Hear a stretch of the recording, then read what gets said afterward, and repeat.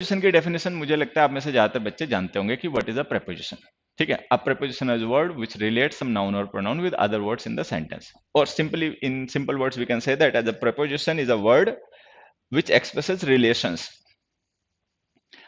A preposition is a word which expresses the relation of nouns or pronouns with other words. ठीक है, with other words in this sentence.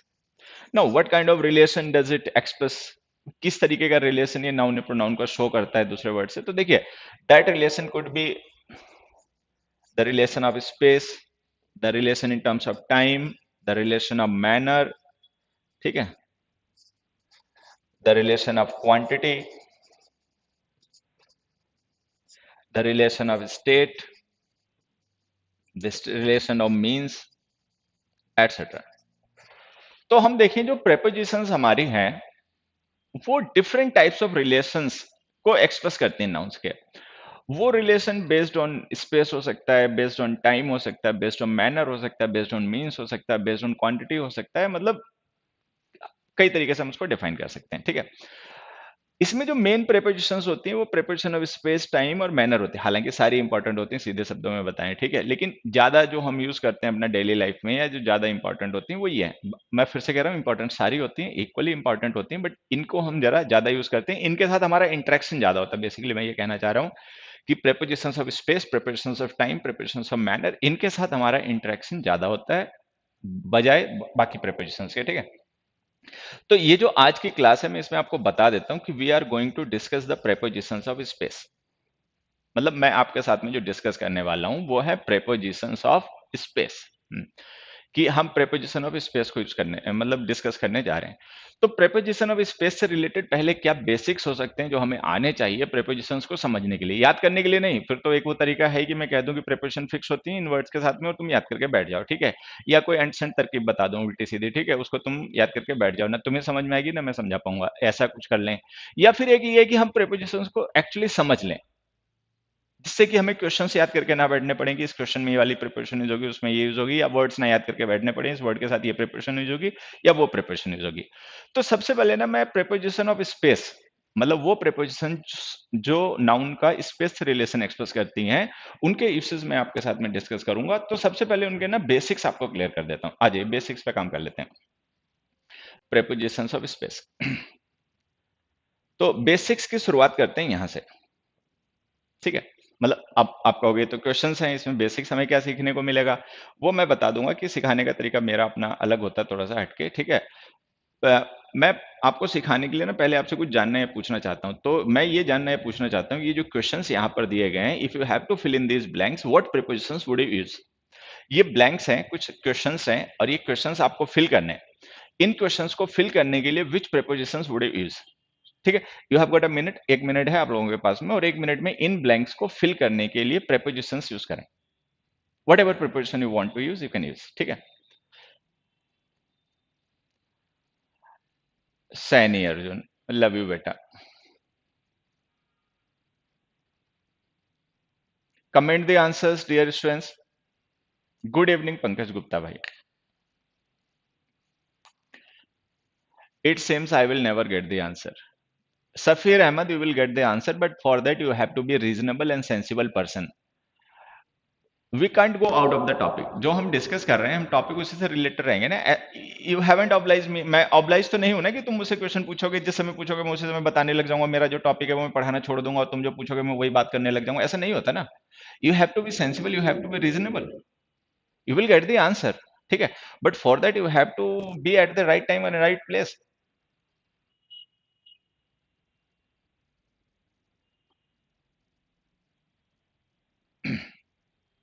Okay, तो हाँ, बढ़िया, बहुत अच्छे तुम लोग आंसर बता रहे हो। बहुत अच्छे।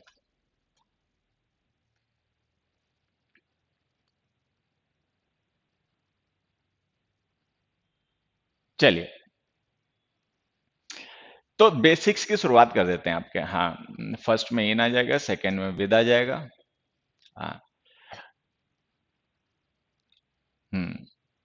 फर्स्ट में अंडर आ जाएगा, सेकंड में विद आ जाएगा, और थर्ड में आफ्टर आ जाएगा, फोर्थ में इन आ जाएगा, और फिफ्थ में ओवर आ जाएगा। बढ़िया, बहुत बढ़िया। बाकी वास्तव में प्रेपोजिशंस को लेकर हमारी हालत बहुत खराब है। चलो कोशिश करते हैं कुछ तुम में थोड़ा सा सुधार हो, बता समझ में आए। लेकिन एक काम करना है बस, दिमाग को ना थोड़ी देर के लिए शांत करके पूरा कंसंट्रेशन फोकस इधर ले आना, जो मैं कहूंगा उसको सुनना। Actually I am from Pakistan, I have the only way to access you. Dear, there is a WhatsApp number that I use, and you can ask your questions to me through this WhatsApp number 9891991959। ठीक है, ये WhatsApp number है, ये इस number का WhatsApp मैं use करता हूँ। ठीक है, तो आप इस नंबर के WhatsApp पर अपने क्वेश्चंस पूछ सकते हैं। एक्सपेक्ट मत करना कि रिप्लाई सेम डे आ जाएगा, 2-3 दिन में भी आ सकता है reply, but you will get the reply, that I promise. ठीक है, रिप्लाई आ जाएगा, ये कंफर्म है, बट इस नंबर पे पूछना है। ठीक है, ओके। अब जैसे कि तुम लोगों ने आंसर किया है, अगर हम उसके हिसाब से चलें, ठीक है, तो देखो ज्यादातर बच्चे, हालांकि कुछ तो गलत लिख रहे हैं, उनका तो अब मैं क्या करूंगा, लेकिन ज्यादातर बच्चे यहाँ पे अंडर आंसर कर रहे हैं। ठीक है, और हाँ, दूसरा इसमें बहुत से बच्चे हैं विद यूज कर रहे हैं। ठीक है, तीसरा है बहुत सा बच्चा इसमें फोर्थ थर्ड में क्या यूज कर रहे हैं, हाँ, टू यूज कर रहे हैं। चलो ठीक है, टू भी सही है, गलत नहीं है। इसमें इन यूज कर रहे हैं, और इसमें इसमें क्या यूज कर रहे हो, सेकंड में कुछ लिख ही नहीं रहे हो क्या? टू यूज कर रहे हैं, और इसमें क्या यूज कर रहे हैं, लास्ट में ज्यादातर बच्चे क्या कर रहे हैं यूज, अबव और बियॉन्ड। हाँ ठीक है, बढ़िया, बहुत अच्छा। ठीक है, खैर, तो मैंने कहा कि मैं पहले आपको बेसिक समझाता हूँ, फिर क्वेश्चन डिस्कस करूंगा।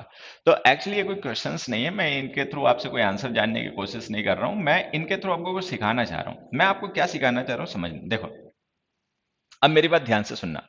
ठीक है, लिसन टू मी। सपोज ये एक पेड़ है, मतलब मैं थोड़ा सा नीचे बनाता हूँ क्योंकि हमें फर्स्ट ब्लैंक है ना, उसको फिल करना है। ये मैं क्वेश्चन आपके साथ ये मैं समझाने जा रहा हूँ सिचुएशन फर्स्ट क्वेश्चन की। The old man was lying lying that's the tree. ठीक है, हम ये मान लेते हैं कि ये एक पेड़ है, ऐसे कुछ। ठीक है, इसमें ब्रांचेस हैं, ऐसे ऐसे ऐसे कुछ ब्रांचेस हैं। ठीक है बच्चे, ऐसे। अब देखिए, एक बेसिक सी बात सभी लोग समझ लें पहले, कि जो ट्री होता है, ठीक है, अगर हम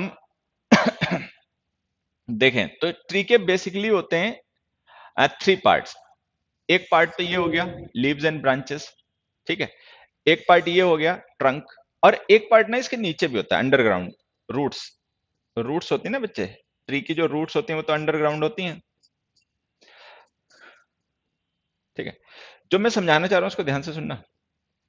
तो अगर हम इस तरीके से देखें तो this tree has three main parts, वैसे तो बहुत से हो जाएंगे, ठीक है, but it has got three main parts. Part A हो गया आपका leaves and branches, part B हो गया आपका ट्रंक, अब पार्ट सी हो गया आपका अंडरग्राउंड रूट्स। ऐसे हो गया, हम्म, यहां तक आ गया।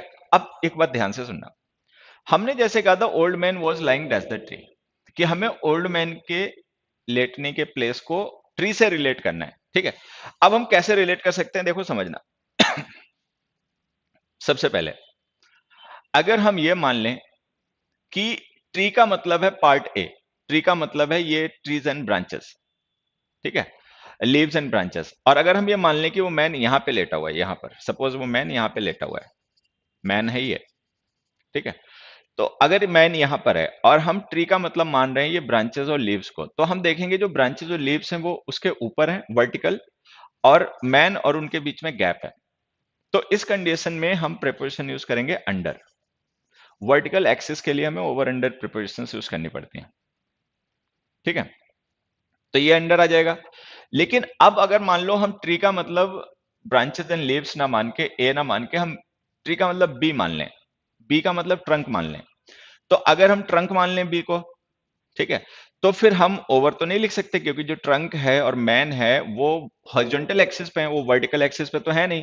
अगर हम ट्री का मतलब मान लें पार्ट ए, तो जो ट्री है पार्ट ए को हम अगर ट्री मान रहे हैं, तो पार्ट ए जो है और मैन जो है वो वर्टिकल एक्सिस पे है, तो वर्टिकल एक्सिस पे ओवर अंडर प्रीपोजिशन यूज हो जाएंगी। लेकिन अगर हम ट्री का मतलब मान लें पार्ट बी, पार्ट बी का मतलब दिस ट्रंक, तो फिर ये जो ट्रंक है और ये मैन है वर्टिकल एक्सिस पे तो नहीं है, तो हॉरिजॉन्टल एक्सिस पे आ गए। अब आप ओवर अंडर नहीं यूज कर पाओगे, अब आपको दूसरी प्रिपरेशन यूज करनी पड़ेगी। तो फिलहाल में हम बिसाइड यूज कर सकते हैं, ठीक है। अगर ये पर्सन ट्री के इस साइड में है तो हम बिसाइड यूज कर सकते हैं। बिसाइड का मतलब होता है बाय द साइड ऑफ, एक साइड में, या तो लेफ्ट में या राइट में, ठीक है। लेकिन अगर मान लो ये पर्सन जो है वो साइड में ना हो, यहां पर हो, यहां पर हो मैन, सामने, मतलब हम इस एंगल से ट्री को देख रहे हैं, तो जो हमारे तरफ से जो ट्री का साइड नजर आ रहा है वो उस साइड के आगे है, तो हम यहाँ पे इन फ्रंट ऑफ यूज कर सकते हैं, अंडर यूज कर सकते हैं, beside in front of use कर सकते हैं। अगर वो पर्सन सपोज ट्री के बैक साइड में, हमें नहीं दिख रहा, मतलब जो साइड विजिबल है हमें ट्री की, वो उस ओरिएंटेशन से नहीं है, वो उसके बैक साइड में है, तो हम बिहाइंड यूज कर सकते हैं। अगर वो छुप गया है उधर पीछे की साइड, तो हम बिहाइंड यूज कर सकते हैं, ठीक है। तो बिसाइड्स नहीं बेटा, बिसाइड, बिसाइड्स का मतलब इंक्लूडिंग होता है, वो प्लेस की प्रिपरेशन नहीं, एडिशन की प्रिपरेशन होती है, ठीक है। तो यहाँ पे बात ये हो रही है कि हम यहाँ पे क्या प्रिपरेशन यूज करेंगे, that depends on the context, वो डिपेंड करता है कॉन्टेक्स्ट पे। दैट्स व्हाई ऐसे prepositions can never be fix. इसलिए मैं कहता हूं कि प्रीपोजिशंस तो कभी फिक्स हो ही नहीं सकती, बाकी कुछ भी फिक्स हो सकता है। प्रेपोजिशंस को लेकर सबसे बड़ी दिक्कत क्या होती है कि prepositions depend on the context, prepositions context पे डिपेंड करती हैं। कॉन्टेक्स्ट हमें अज्यूम करना पड़ता है, सेंटेंस में ऐसा दिया नहीं होता है, क्योंकि जो हमारी इंग्लिश होती है, जो हम पढ़ते पढ़ाते हैं, वो जनरली ऑब्जेक्टिव जनरल इंग्लिश होती है, ठीक है। तो हम इंग्लिश को ऑब्जेक्टिवली डील करते हैं, चाहे हम कॉम्पिटेटिव एग्जाम्स के लिए पढ़ते हैं या हम स्कूल के जो स्कूल कॉलेज के जो एग्जाम्स होते हैं उनके लिए पढ़ते हैं, तो जनरली हम इंग्लिश को डील करते हैं ऑब्जेक्टिवली। ऑब्जेक्टिवली डील करने में होता क्या है कि आपके पास पहले से कोई कॉन्सेप्ट कॉन्टेक्स्ट नहीं होता है, तो कॉन्टेक्स्ट आपके पास चूंकि होता नहीं है, तो फिर आप कॉन्टेक्स्ट को अज्यूम कैसे करोगे कि ये किस सिचुएशन की बात की जा रही है, उसके अकॉर्डिंग आप प्रिपरेशन यूज करनी पड़ेगी। Preposition depend on the context, ठीक है। अच्छा, कॉन्टेक्स्ट हमें पता होता नहीं, बिकॉज हम इंग्लिश को डील करते हैं ऑब्जेक्टिवली, तो फिर हमारे टीचर्स या हम याद करके बैठ जाते हैं कि हम तो ये याद कर लेंगे भाई अंडर द ट्री सही होता है, बस बात खत्म हो गई, अब हम इससे ज्यादा सोचेंगे समझेंगे नहीं, ठीक है। तब दिक्कत होती है प्रिपोजिशंस के साथ में, तो ये आपको समझना है। बेसिक, सबसे पहले मैंने क्या कहा आपके कि मैं पहले बेसिक्स प्रिपोजिशन को लेकर आपके क्लियर करता हूं। तो सबसे पहला बेसिक ये ध्यान रखें कि prepositions can never be fixed. Prepositions कभी फिक्स्ड नहीं हो सकती हैं। प्रेपोजिशंस डिपेंड करती हैं कॉन्टेक्स्ट पे, डिपेंड करती हैं कहने वाले के ओरिएंटेशन पे, ठीक है, और किस सिचुएशन पे। तो प्रेपोजिशंस को लेकर ना आपको you have to be very open minded. Prepositions को लेकर आपको बहुत ओपन माइंडेड होना पड़ता है। याद करने से काम नहीं चलता है, कुछ भी याद करने से नहीं सीख पाओगे, प्रिपरेशन याद करनी ही पड़ेगी, ठीक है। तो अगर सीखना चाहते हो then you have to be very open minded, ठीक है। दिमाग में मतलब भरा कुछ नहीं होना चाहिए, खाली होना चाहिए। तो ये फर्स्ट एग्जांपल के आंसर ये हो सकते हैं, आप कुछ भी इस तरीके से यूज कर सकते हो, ठीक है। नेक्स्ट में आते हैं, मोहन वो sitting dash his friend in the restaurant. हालांकि तुम लोगों ने कहा विद, मैं ये नहीं कह रहा कि विद गलत है, बट एक चीज देखना, मान लो ये मोहन है और ये फ्रेंड है, मोहन का फ्रेंड है, ठीक है। अगर ये मोहन और मोहन का फ्रेंड इस तरीके से बैठे हुए हैं, आमने सामने, फेस टू फेस, तो हमें यहाँ पे प्रिपोजिशन यूज करनी पड़ेगी ऑपोजिट, ठीक है। लेकिन अगर हम मान लें कि नहीं ये ऐसे नहीं बैठे हुए हैं, ये मोहन और उसका फ्रेंड जो है ना वो इस तरीके से बैठे हुए हैं, मतलब इस तरीके से मान लो बैठे हुए हैं, मोहन आगे है और फ्रेंड उसके पीछे बैठा हुआ है, ठीक है। तो हमें यहाँ पे प्रिपोजिशन यूज करनी पड़ेगी इन फ्रंट ऑफ। या अगर हम मान लें कि नहीं ये ऐसे नहीं बैठे हुए, ये ऐसे बैठे हुए हैं, फ्रेंड आगे बैठा हुआ, मोहन पीछे बैठा हुआ है, तो फिर हमें यहाँ पे प्रिपोजिशन यूज करनी पड़ेगी बिहाइंड, ठीक है। अगर हम मान लें नहीं ये ऐसे नहीं बैठे हैं, ये मोहन और उसके जो फ्रेंड है वो ऐसे बैठे हुए हैं, ऐसे दोनों सेम साइड में उनका फेस है, ठीक है। तो हमें प्रेपोजिशन यूज करनी पड़ेगी बिसाइड। बिसाइड का मतलब बाय द साइड ऑफ। अच्छा, अब अगर ये फ्रंट फेसिंग दोनों बैठे हुए हैं तब भी बिसाइड यूज करेंगे, या अगर इनमें से एक फ्रंट है और एक बैक फेस में है तो भी बिसाइड यूज करेंगे, ठीक है। बिसाइड साइड को एक्सप्रेस करता है, ठीक है, फ्रंट बैक को नहीं। तो अगर ये ऐसे बैठे हुए हैं या ऐसे बैठे हुए हैं, तो दोनों तरीके से हमें बिसाइड यूज करना पड़ेगा, ठीक है। तो आप इनमें से बहुत सी प्रेपोजिशन यूज कर सकते हो। अच्छा, उसके बाद में रह गई विद। अच्छा, विद क्या होता है? विद जो प्रेपोजिशन होती है वो कोई स्पेसिफिक सिचुएशन को एक्सप्रेस नहीं करती, वो जनरल यूज होती है। विद आप इनमें से किसी के लिए भी यूज कर सकते हो। But if you have to be specific, अगर आपको स्पेसिफिक होना है तो फिर ये प्रिपोजिशंस ऐसे यूज करनी पड़ेंगी, behind, in front of, opposite, beside, मतलब दो बार बिसाइड मैंने क्यों लिख दिया? अच्छा हाँ, दोनों के इनके लिए बिसाइड जाएगा, ठीक है। विद यूज करोगे तो विद जो होती है वो इस तरीके की ओरिएंटेशंस को प्रीपोजिशन एक्सप्रेस नहीं करती है, that is the preposition of togetherness, preposition of association, but doesn't make the sense specific, इस सिचुएशन को स्पेसिफिक नहीं करती। लेकिन अगर आपको स्पेसिफिक रिलेशन शो करना है, स्पेसिफिक पोजीशन या लोकेशन डिस्क्राइब करनी है, तो आपको विद छोड़ना पड़ेगा, उनमें से कोई एक प्रीपोजिशन यूज करनी पड़ेगी। तो मैं इसीलिए आपको कह रहा हूं कि prepositions can never be fix, prepositions fix नहीं हो सकती हैं, वो डिपेंड करती हैं सिचुएशंस पे, ठीक है। सिचुएशंस जो होती हैं वो हमें समझनी पड़ती हैं, हमें सीखनी पड़ती हैं, वो रटी नहीं जा सकती, याद नहीं की जा सकती। That is the problem with preposition, that's why people call prepositions are fixed. इसलिए लोग कह देते हैं प्रीपोजिशन फिक्स है, कि इतना रिस्क कौन लेगा, ठीक है। अब इतना बच्चों को कौन समझाएगा, कहाँ इतना बच्चा सीखने को तैयार होता है। आजकल के बच्चे मैगी खाने वाले होते हैं, ये इन्हें बस 2 मिनट में तुरंत रिजल्ट चाहिए होता है। इन्होंने तुम्हारा वीडियो देखा है तो उस दिन बस ये प्रिपरेशन के मास्टर बन ही जाए, नहीं बन जाएंगे तो फिर आगे पढ़ेंगे नहीं तुमसे, मतलब पढ़ेंगे नहीं या तुमसे नहीं पढ़ेंगे, जो भी है, ठीक है। तो ये एक चीज ध्यान रखनी है कि प्रीपोजिशंस को लेकर आप कुछ भी याद नहीं रख सकते, प्रीपोजिशन फिक्स नहीं होते हैं, कॉन्सेप्ट पे डिपेंड करते हैं, ठीक है। अब जैसे हमने लिखा था man ran to the policeman, मान लो कोई मैन है, उस पर कोई हमला कर रहा है, उसने कोई पुलिसमैन देखा तो पुलिसमैन के पास भाग गया, ठीक है, मदद के लिए, तो टू भी आ सकता है। लेकिन ऐसा मान लो कि ऐसा ना हो, ठीक है, वो पुलिसमैन के साथ रहा हो और फिर एकदम से धक्का मार के भाग गया हो, अवे फ्रॉम द भी लिख सकते हो,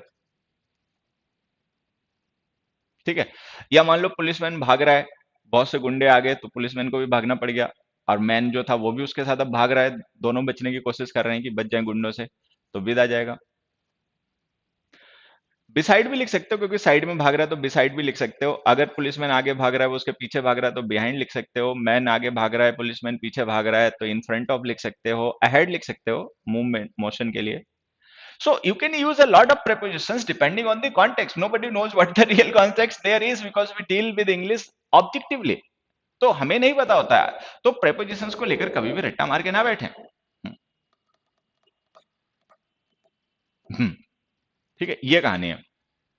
नेक्स्ट में देखो, the tourist were dash the car, in in the car.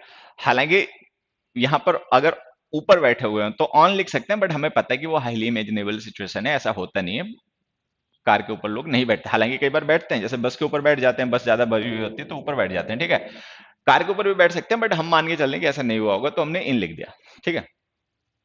That was passing through the tunnel. Tunnel जो है ना बच्चे 3D ऑब्जेक्ट है, 3D ऑब्जेक्ट्स के लिए थ्रू का यूज क्या करो, इसमें थ्रू आ जाएगा, ठीक है। There is a lake that's the mountains. अब देखो, माउंटेन्स के साथ आप अक्रॉस भी लिख सकते हो। अगर मान लीजिए माउंटेन्स है, माउंटेन्स के दूसरे साइड में लेक है, तो आप अक्रॉस लिख सकते हो। नहीं तो आप देखो, एक दूसरी सिचुएशन में बताता हूं। मान लो ये माउंटेन्स है और इनके पीछे लेक है, अब वो लेक जो है ना विजिबल नहीं है। ऑब्वियस सी बात है, नहीं होगी, अगर आप ग्राउंड पे हो तो माउंटेन्स के पार क्या है वो आपको दिखाई नहीं पड़ेगा, विजिबल नहीं होगा। तो अगर विजिबल नहीं होगा तो आप बिहाइंड लिख सकते हो। अगर आप ये कहना चाहते हो कि जो माउंटेन्स हैं वो तो विद इन रीच है, रीचेबल है, लेकिन जो लेक है ना वो आउट ऑफ रीच है, आउट ऑफ रीच है, तो आप बियॉन्ड लिख सकते हो, ठीक है। अगर आप माउंटेन्स को एक एरिया मान रहे हो, क्योंकि माउंटेन्स एरिया भी होते हैं, जैसे माउंटेन रेंजेस होती हैं, काफी मतलब चौड़ाई लंबाई उनकी बहुत ज्यादा होती है और उन्हीं में कोई लेक है, तो आप इन भी लिख सकते हो, ठीक है। और छोड़ो, और छोड़ो, आपने देखा होगा कई बार जैसे स्मॉल लेक्स होती हैं at the top of the mountain, जैसे कोई माउंटेन है उसके टॉप पे, जैसे जहां पे पीक होती है एक तरीके से वहीं पर होती हैं, ठीक है। ऐसा नहीं होता कि जो माउंटेन्स होते हैं ना वो एकदम से नुकीले होते हैं, जैसे कि मतलब नुकीले नहीं होते हैं, ट्राइंगल टाइप नहीं होते हैं वो। तो कई बार उनका जो टॉप होता है वो फ्लैट होता है, तो वहां पे कोई वाटर बॉडी होता है छोटा मोटा, ठीक है। तो उस कंडीशन में आप ऑन भी लिख सकते हो। सो इट डिपेंड्स, ओवर नहीं लिख पाओगे बच्चे, अभी सीख जाओगे धीरे धीरे, इंतजार करो, ठीक है, हाँ। तो ऑन भी हो सकता है। तो इन एग्जांपल्स के थ्रू आपने ये सीखा कि prepositions are not fixed, we have to understand them relating to the context, ठीक है। अब आगे बढ़ते हैं, अब मैं और बेसिक समझाता हूं, देखिए प्रेपोजिशंस के पहले। नेक्स्ट में आते हैं। सबसे पहले ना ये कुछ टर्म्स अगर आप पहले से ना जानते हो तो सीख लीजिए। देखिए ये तो सबको पता होता है कि जब भी हम कोई प्रेपोजिशन यूज करते हैं, कोई भी अगर हम प्रेपोजिशन यूज कर रहे हैं, ठीक है, तो वो प्रेपोजिशन हमेशा किसी नाउन या प्रोनाउन के लिए यूज की जाती है। और वो जो नाउन या प्रोनाउन होता है वो उस प्रीपोजिशन के बाद में लिखा होता है, और उस नाउन या प्रोनाउन को जो प्रीपोजिशन के बाद में लिखा होता है हम उस प्रीपोजिशन का उसे ऑब्जेक्ट कहते हैं। तो अगर हम इस तरीके से देखें तो ये जो लाइब्रेरी है ये इन सारे सेंटेंसेस में प्रीपोजिशंस का ऑब्जेक्ट है। ठीक है, यहाँ पे टू प्रीपोजिशन है, इसका ऑब्जेक्ट लाइब्रेरी है। यहाँ पर टू प्रीपोजिशन का ऑब्जेक्ट लाइब्रेरी है, इनका लाइब्रेरी है, इनका लाइब्रेरी, इनका लाइब्रेरी। ठीक है, तो इन प्रीपोजिशंस का ऑब्जेक्ट लाइब्रेरी है। ठीक है, हाँ। अब एक दूसरी बात यहाँ पे समझना कि ये तो हो गया प्रीपोजिशन का ऑब्जेक्ट। ठीक है, लेकिन ये ऑब्जेक्ट किससे रिलेटेड है? वी से। वी शुड गो, तो मूवमेंट हम करेंगे। ठीक है, हम मूव करके जाएंगे लाइब्रेरी तक। तो यहाँ पे लाइब्रेरी के साथ आप देखेंगे ना तो एक नाउन और भी है हमारे रेफरेंस में, वी। यहां पर देखें, we sent Mohan to library. अब हम नहीं मूव कर रहे हैं, हम नहीं जाएंगे लाइब्रेरी में, हम मोहन को सेंड कर रहे हैं, तो मतलब मूवमेंट होगा मोहन में, हम में मूवमेंट नहीं होगा, मूवमेंट मोहन में होगा। तो अगर हम देखें तो ये जो लाइब्रेरी है प्रीपोजिशन का ऑब्जेक्ट, इससे एक नाउन और रिलेटेड है, मोहन। ठीक है, we waited for Mohan in the library. हमने मोहन के लिए लाइब्रेरी में इंतजार किया। तो ये जो लोकेशन है ना लाइब्रेरी, वो हमारी है, मोहन की नहीं है, क्योंकि मोहन तो वहां था नहीं, उसके लिए तो इंतजार हो रहा था। तो लाइब्रेरी में कौन था? हम थे। तो यहाँ पे देखें जो लाइब्रेरी है प्रीपोजिशन का ऑब्जेक्ट वो रिलेटेड है इस प्रोनाउन वी से। अच्छा, फिर हमने कहा we can not count all the books in the library. यहाँ पे देखें तो जो लाइब्रेरी है वो रिलेटेड है बुक्स से, या यूं कह लो कि बुक्स रिलेटेड है लाइब्रेरी से। We can not wait with this guys in the library. अब इसमें क्या होगा मैं बाद में समझाऊंगा। ठीक है, अब यहाँ पे एक चीज समझना, जो प्रेपोजिशन के बाद हमने नाउन लिखा है वो तो प्रेपोजिशन का ऑब्जेक्ट है, but the other noun is the subject.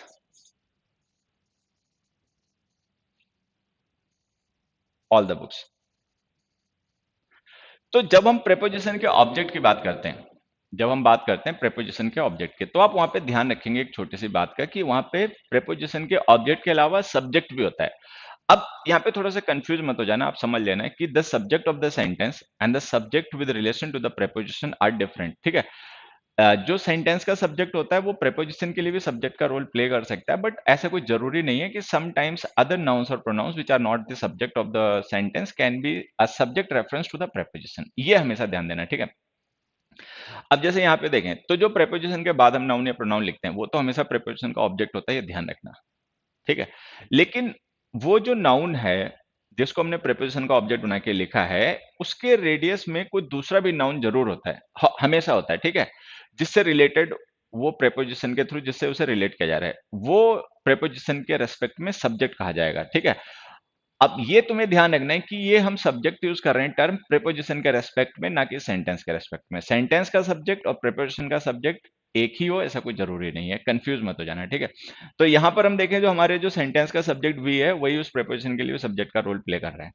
ठीक है, लेकिन यहाँ पे हम देखें तो सेंट वर्ब का जो ऑब्जेक्ट मोहन है ना वो इस प्रेपोजिशन के लिए सब्जेक्ट बनेगा, क्योंकि हमने लिखा we sent Mohan to the library. तो हमें पता है कि टू जो होती है ना प्रेपोजिशन होती है मोशन की, प्रेपोजिशन ऑफ मोशन, मूवमेंट की प्रेपोजिशन होती है। तो यहाँ पे मूवमेंट जो है ना वी नहीं करेगा, यहाँ पे मूवमेंट कर रहा है मोहन, तो मोहन सब्जेक्ट है टू के लिए और लाइब्रेरी ऑब्जेक्ट है टू के लिए। ठीक है, ये समझना है। यहाँ पे हमने लिखा था we should go to the library, हम लाइब्रेरी जाएंगे। तो टू प्रेपोजिशन मूवमेंट की प्रेपोजिशन होती है, तो यहाँ पे मूविंग वाला जो सब्जेक्ट है ना वो वी है। ठीक है, मतलब मूव करेगा वी और जो ऑब्जेक्ट है प्रेपोजिशन का वो लाइब्रेरी। तो यहाँ पे जो सेंटेंस का सब्जेक्ट है वही प्रेपोजिशन के लिए सब्जेक्ट है, लेकिन यहाँ पे जो सेंटेंस का वर्ब का जो ऑब्जेक्ट है वो प्रेपोजिशन के लिए सब्जेक्ट का काम कर रहा है, ये ध्यान रखना है। ठीक है, नेक्स्ट देखो, we waited for Mohan in the library. अभी जो इन प्रेपोजिशन है ना ये लोकेशन की प्रेपोजिशन है, लोकेशन डिस्क्राइब कर रही है। अब ध्यान से देखना, ये जो लाइब्रेरी है ये लोकेशन मोहन की नहीं हमारी है, क्योंकि अगर मोहन लाइब्रेरी में होता तो हमें उसके लिए वेट नहीं करना पड़ता। तो इसका मतलब लोकेशन मोहन की नहीं हम शो कर रहे हैं, हम लोकेशन अपनी शो कर रहे हैं। तो ये जो इन प्रेपोजिशन है ना इसके लिए सब्जेक्ट है वी और ऑब्जेक्ट है लाइब्रेरी। ठीक है, नेक्स्ट में आते हैं, we can not count all the books in the library. ठीक है, तो ये जो इन हम स्टेट शो कर रहे हैं, ये जो इन प्रिपरेशन के थ्रू हम लोकेशन शो कर रहे हैं वो लोकेशन हमारी नहीं है, वो लोकेशन बुक्स की है कि विच बुक्स जो लाइब्रेरी में है। तो इस इन प्रिपरेशन के लिए सब्जेक्ट रेफरेंस हो गया बुक और ऑब्जेक्ट तो लाइब्रेरी है ही है।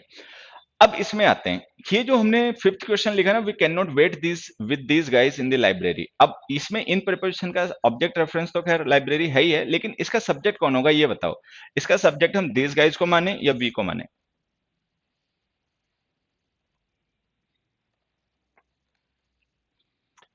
मैं बहुत अच्छा हूं बच्चा अमित, चलो बताओ। तो ये जो इन प्रेपोजिशन है इसका ऑब्जेक्ट तो लाइब्रेरी है, लेकिन इस प्रेपोजिशन का सब्जेक्ट रेफरेंस किस नाउन को माने, दिस गाइज को माने या वी को माने?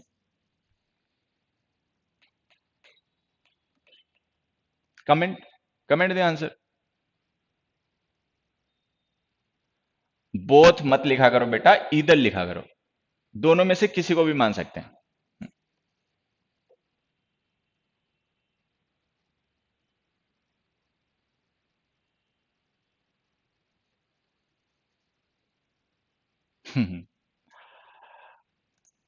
हाँ,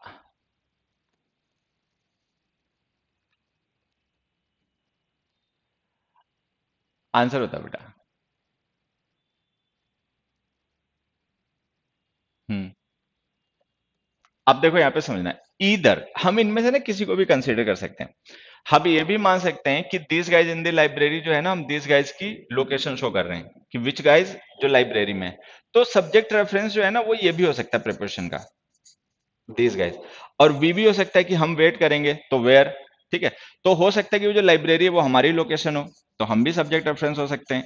और हो सकता है ये भी हो। ठीक है।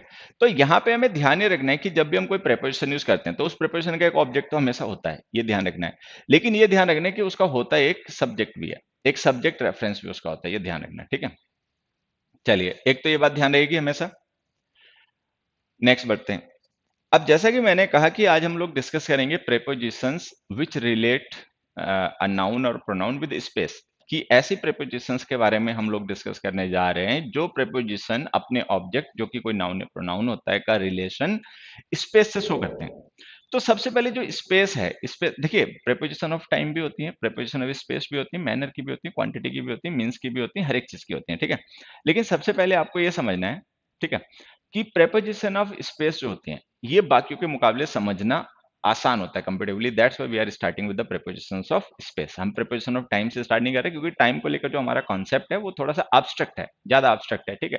स्पेस को लेकर हम मतलब जो हमारा स्पेस को लेकर जो हमारा इंटरेक्शन है या स्पेस का जो हमारा कॉन्सेप्ट है वो ज्यादा मतलब कॉन्स्पिक्यूअस है, लोग उसको इजिली समझ लेते हैं अगर समझाया जाए। ठीक है। हम्म। तो सबसे पहले मैं ये समझाता हूँ। हम्म।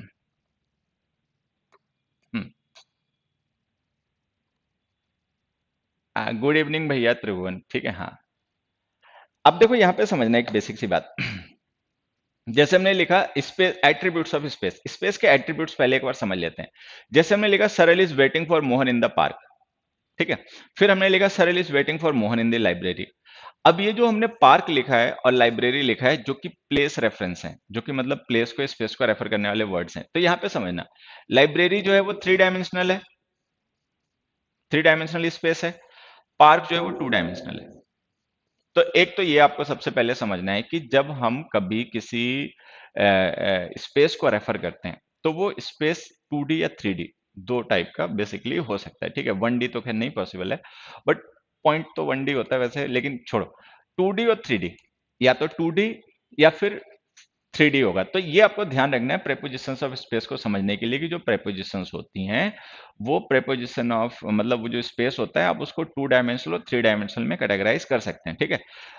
ये सबको पता होगा 2D 3D क्या होता है। 2D वो होता है जिसमें केवल लेंथ ब्रेथ हो, एरिया हो, मतलब जिसमें वो 2D है। 3D वो होता है जिसमें लेंथ ब्रेथ के साथ में हाइट भी हो। कैसे बनाते हैं मुझे नहीं पता, अपना देख लेना एक बार में। ठीक है। मतलब जिसमें वॉल्यूम हो, वो 3D होता है। ठीक है। तो लाइब्रेरी 3D है क्योंकि उसमें वॉल्स भी होती है ना, तो वॉल्स भी होती हैं तो उसमें हाइट भी आ जाती है, तो वो 3D है। और ये जो है सरल ये जो पार्क है 2D है क्योंकि पार्क में केवल लेंथ ब्रेथ होती है। ठीक है। फिर दूसरा कॉन्सेप्ट, दूसरा क्या एट्रीब्यूट समझना है, सरल is waiting for Mohan at the bus stand. Most criminal activities happen in the periphery of the town. अब देखो बस स्टैंड जो है ना और पेरीफेरी ऑफ द टाउन जो है, इनको हम देखें तो बस स्टैंड जो है ना ये पॉइंट रेफरेंस है, मतलब ये पॉइंट इन स्पेस है। लेकिन पेरीफेरी जो है ना वो लाइन है, ये समझना है। लाइन समझते हैं, लाइन का मतलब जैसे कोई टाउन है, ठीक है, तो टाउन का जो मतलब आउटस्कर्ट्स हैं, जो उसके किनारे हैं, ठीक है, इसे हम कहते हैं पेरीफेरी। तो पेरीफेरी कोई पॉइंट नहीं हो सकता, वो लाइन है। लेकिन बस स्टैंड जो है वो पॉइंट है, तो आपको ये भी ध्यान देना है।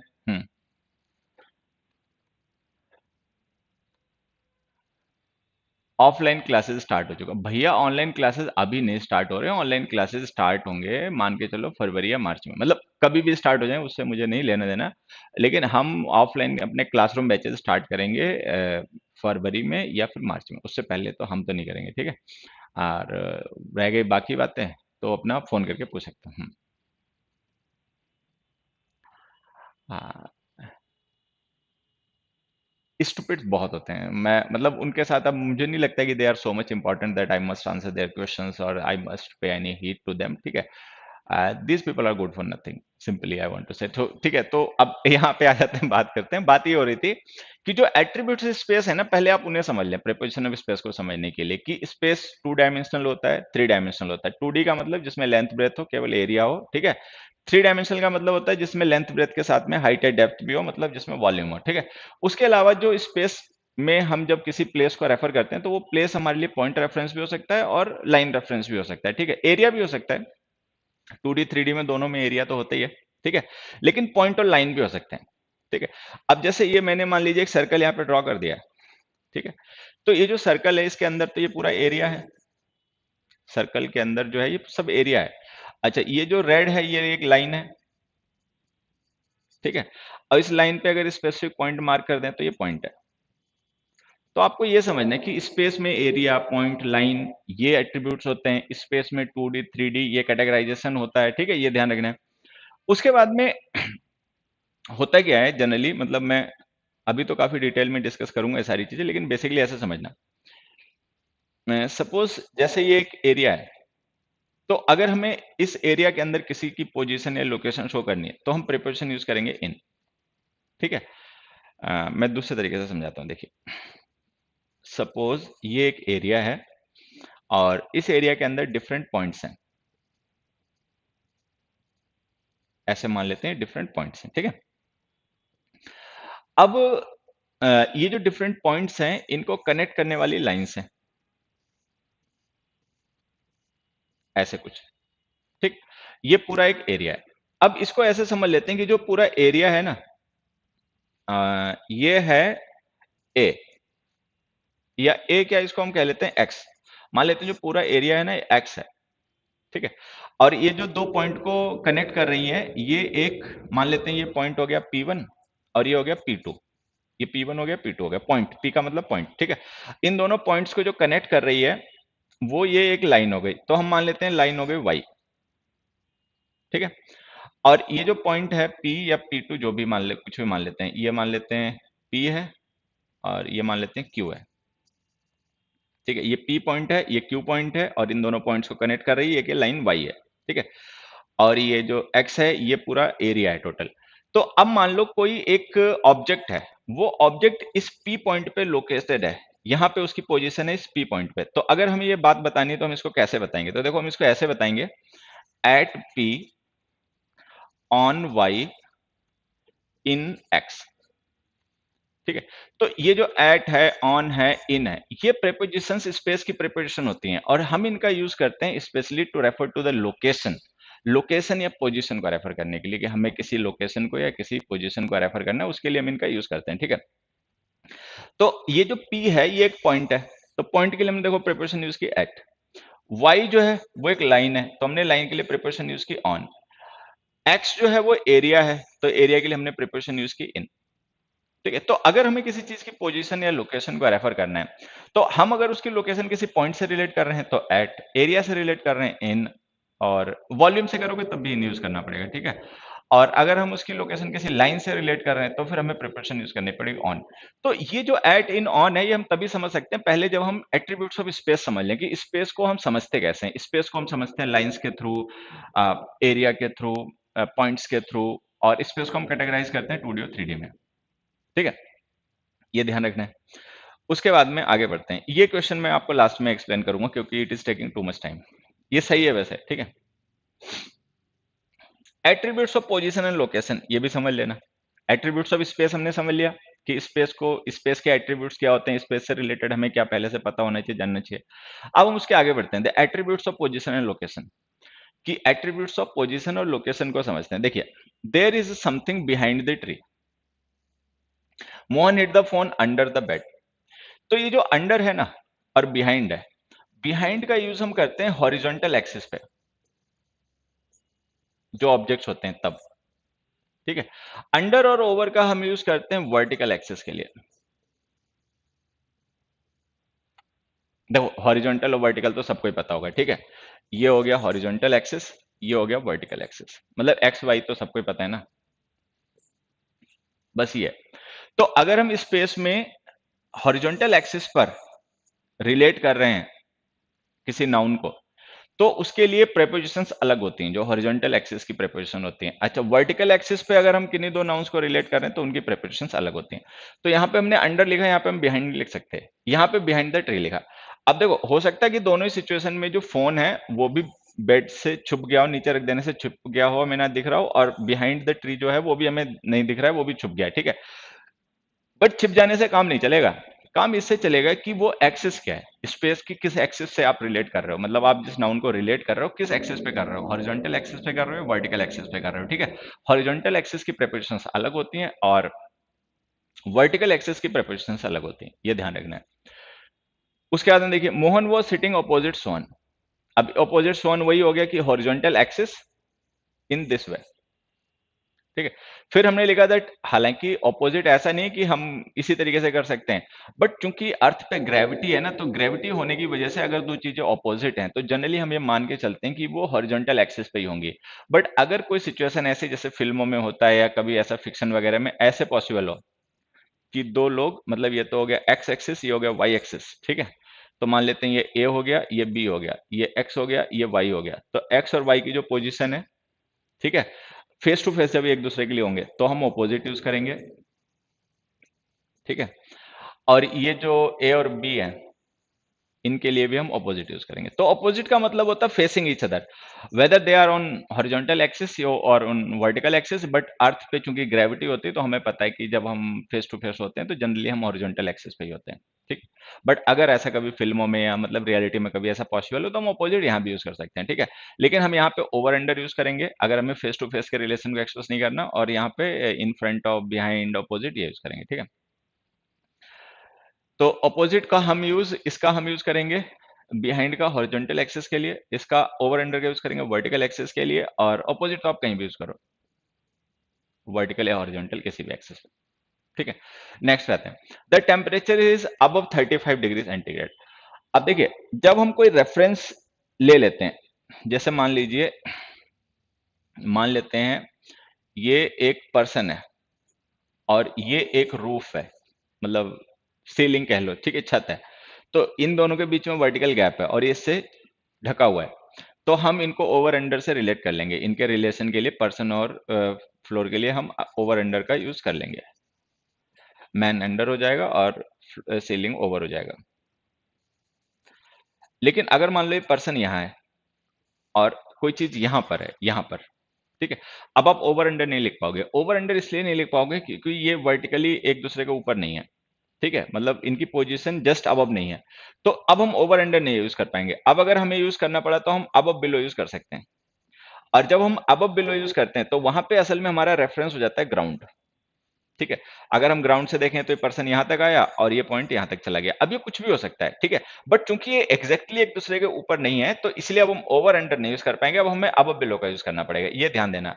अच्छा, जो हमने यहाँ पे लिखा ना temperature, temperature is not something physical things. Temperature कोई ऐसी चीज नहीं है जो फिजिकल फॉर्म में होती है, क्योंकि वो फिजिकल फॉर्म में होती नहीं है तो आप उसको किसी से वर्टिकल या हॉरिजॉन्टल एक्सिस पे रिलेट ही नहीं कर सकते, क्योंकि अगर किसी चीज की, मतलब अगर if something is not physical, अगर कोई चीज फिजिकल नहीं है तो आप उसके फिजिकल रिलेशन एक्सप्रेस नहीं कर सकते हो भाई, आप उसको स्पेस से नहीं रिलेट कर पाओगे ना, क्योंकि अगर उसको फिजिकल उसका कोई एग्जिस्टेंस नहीं है तो आप उसको ज्योमेट्रिकली रिलेट नहीं कर सकते, आप ज्योमेट्री के थ्रू उसको रिलेट नहीं कर सकते, ना वर्टिकल ना हॉरिजॉन्टल किसी भी एक्सिस पे नहीं कर पाओगे, ठीक है। तो ओवर अंडर तो भूल जाओ, ठीक है।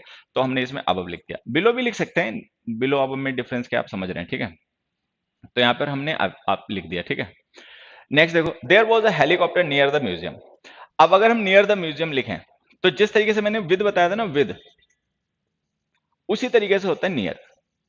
ये प्रेपोजिशंस नॉन स्पेसिफिक होती हैं, नॉन स्पेसिफिक। नॉन स्पेसिफिक का मतलब समझना क्या होता है, नॉन स्पेसिफिक का मतलब ये होता है, सपोज एक बिल्डिंग है म्यूजियम, ठीक है, और हेलीकॉप्टर है। अब हेलीकॉप्टर की अगर लोकेशन यहां पर है, ऊपर, म्यूजियम के ऊपर है, ठीक है, हवा में तो भी हम नियर लिख सकते हैं अगर वो ज्यादा पास आ गया। यहाँ पर है हेलीकॉप्टर तब भी हम नियर लिखेंगे, इस साइड में हेलीकॉप्टर तब भी हम नियर लिखेंगे, फ्रंट में है तब भी नियर लिखेंगे, बैक में है तब भी नियर लिखेंगे। तो नियर और विद जो होती है नॉन स्पेसिफिक प्रेपोजिशंस होती हैं। हम नॉन स्पेस अंडर क्यों नहीं होता बच्चे, यहीं से आप समझ सकते हो, बाकी धीरे धीरे समझा दूंगा, ठीक है। तो जो विद है और नियर है नॉन स्पेसिफिक प्रेपोजिशंस होती हैं। जब हम जनरल बात कर रहे होते हैं स्पेस से रिलेट करके किसी नाउन की, तब हम विद यूज कर लेते हैं या नियर यूज कर लेते हैं। But when we are getting specific about the location और the position, then we have to use other prepositions, we don't use near or within that case, ठीक है। ये ध्यान रखना है। तो ये एट्रीब्यूट्स ऑफ लोकेशन में आपने ये सीखा कि जो एट्रीब्यूट्स मतलब जो पोजीशन होती है, लोकेशन होती है, वो वर्टिकल और हॉरिजॉन्टल एक्सिस पे हो सकती है। तो लोकेशन या पोजीशन को हम वर्टिकली और हॉरिजॉन्टली दो तरीके से एक्सप्रेस कर सकते हैं, ये ध्यान रखना है, ठीक है। चलो आगे बढ़ते हैं। फिर आ गया the attributes of direction and motion. अब स्पेस में मान लीजिए हम किसी ऐसे ऑब्जेक्ट के बारे में बात कर रहे हैं जो कि मूविंग है। देखो, स्पेस से हम रिलेट कर रहे हैं किसी ऑब्जेक्ट को, स्पेस से हम रिलेशन शो कर रहे हैं किसी ऑब्जेक्ट का। अब वो जो ऑब्जेक्ट है जिसका हम रिलेशन शो कर रहे हैं, ठीक है, उस ऑब्जेक्ट के बारे में दो सिचुएशंस पॉसिबल हैं। एक सिचुएशन ये पॉसिबल है कि वो स्टेशनरी होगा, स्टेशनरी का मतलब होता है रुका हुआ, ठीक है। दूसरी सिचुएशन ये हो सकती है कि वो जो ऑब्जेक्ट है वो मूविंग होगा,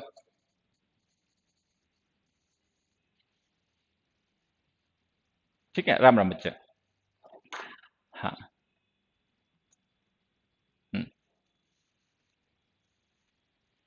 it feels like the teacher doesn't want to teach.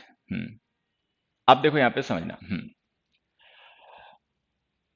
तो हमने यहाँ पे क्या पढ़ा है कि अगर हम किसी ऑब्जेक्ट को रिलेट कर रहे हैं स्पेस से, तो वो जो ऑब्जेक्ट है ना जिसको हम रिलेट कर रहे हैं स्पेस से, वो ऑब्जेक्ट स्टेशनरी हो सकता है। स्टेशनरी का मतलब रुका हुआ, ठीक है।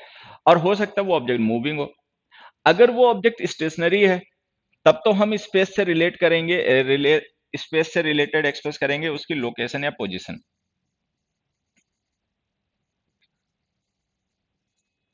अगर कोई रुका हुआ ऑब्जेक्ट है, स्टेशनरी ऑब्जेक्ट है, तो जब आप उसको उस स्पेस से रिलेट करोगे तो आप उसके रिलेशन को एक्सप्रेस करोगे या तो थ्रू लोकेशन या पोजीशन। मतलब दो ऑब्जेक्ट्स को आपस में उनकी पोजीशन शो कर रहे हो कि बैक है, बिहाइंड है, इन फ्रंट ऑफ है, अपोजिट है, वो पोजीशन हो गई। या आप उसकी लोकेशन कहाँ पर है, पॉइंट पे है, एरिया पे है या लाइन पे है, ये शो करोगे। लेकिन अगर ऑब्जेक्ट मूविंग है, मूविंग ऑब्जेक्ट जो है, तो उसका हम क्या एक्सप्रेस करेंगे, उसका हम एक्सप्रेस कर सकते हैं, हालांकि लोकेशन पोजीशन उसकी भी हो सकती है, बट मूविंग ऑब्जेक्ट में ना डायरेक्शन भी हो सकती है। मूविंग ऑब्जेक्ट जो है उसमें डायरेक्शन, ठीक है, मोशन, कि उसका मोशन अपवर्ड है, डाउनवर्ड है, इंक्रीजिंग है, डिक्रीजिंग है, डिस्टेंस के रेस्पेक्ट में, ठीक है, और किस डायरेक्शन में। तो ये भी हमें ध्यान रखना है। तो ये जो attributes of direction and location है ना, ये समझ लेना। डायरेक्शन और लोकेशन में क्या होता है, जैसे हमने लिखा सरल है sent a letter to the address, तो दिस एड्रेस है। फिर हमने लिखा सरल है sent a letter from this address. तो अगर हम फ्रॉम लिख रहे हैं, टू लिख रहे हैं, तो इसका मतलब जो दिस एड्रेस है और ये जो फ्रॉम दिस एड्रेस है फ्रॉम के साथ में लिखा गया, ये फ्रॉम के साथ लिखा गया जो ना ऑरिजिन है, ऑरिजिन है। आप इसको सोर्स भी कह सकते हो कि ये सोर्स पॉइंट है, ठीक है। और अगर टू लिख रहे हैं तो ये डेस्टिनेशन है, फाइनल पॉइंट है, ठीक है। तो जब कोई ऑब्जेक्ट मूविंग होता है तो मूविंग ऑब्जेक्ट का जो स्टार्टिंग पॉइंट होता है जहां से मूवमेंट स्टार्ट हुआ होता है, ठीक है, उसके लिए फ्रॉम, ठीक है। फिर जहां पे जाके मूवमेंट एंड होगा, ठीक है, उसके लिए प्रेपोजिशन टू।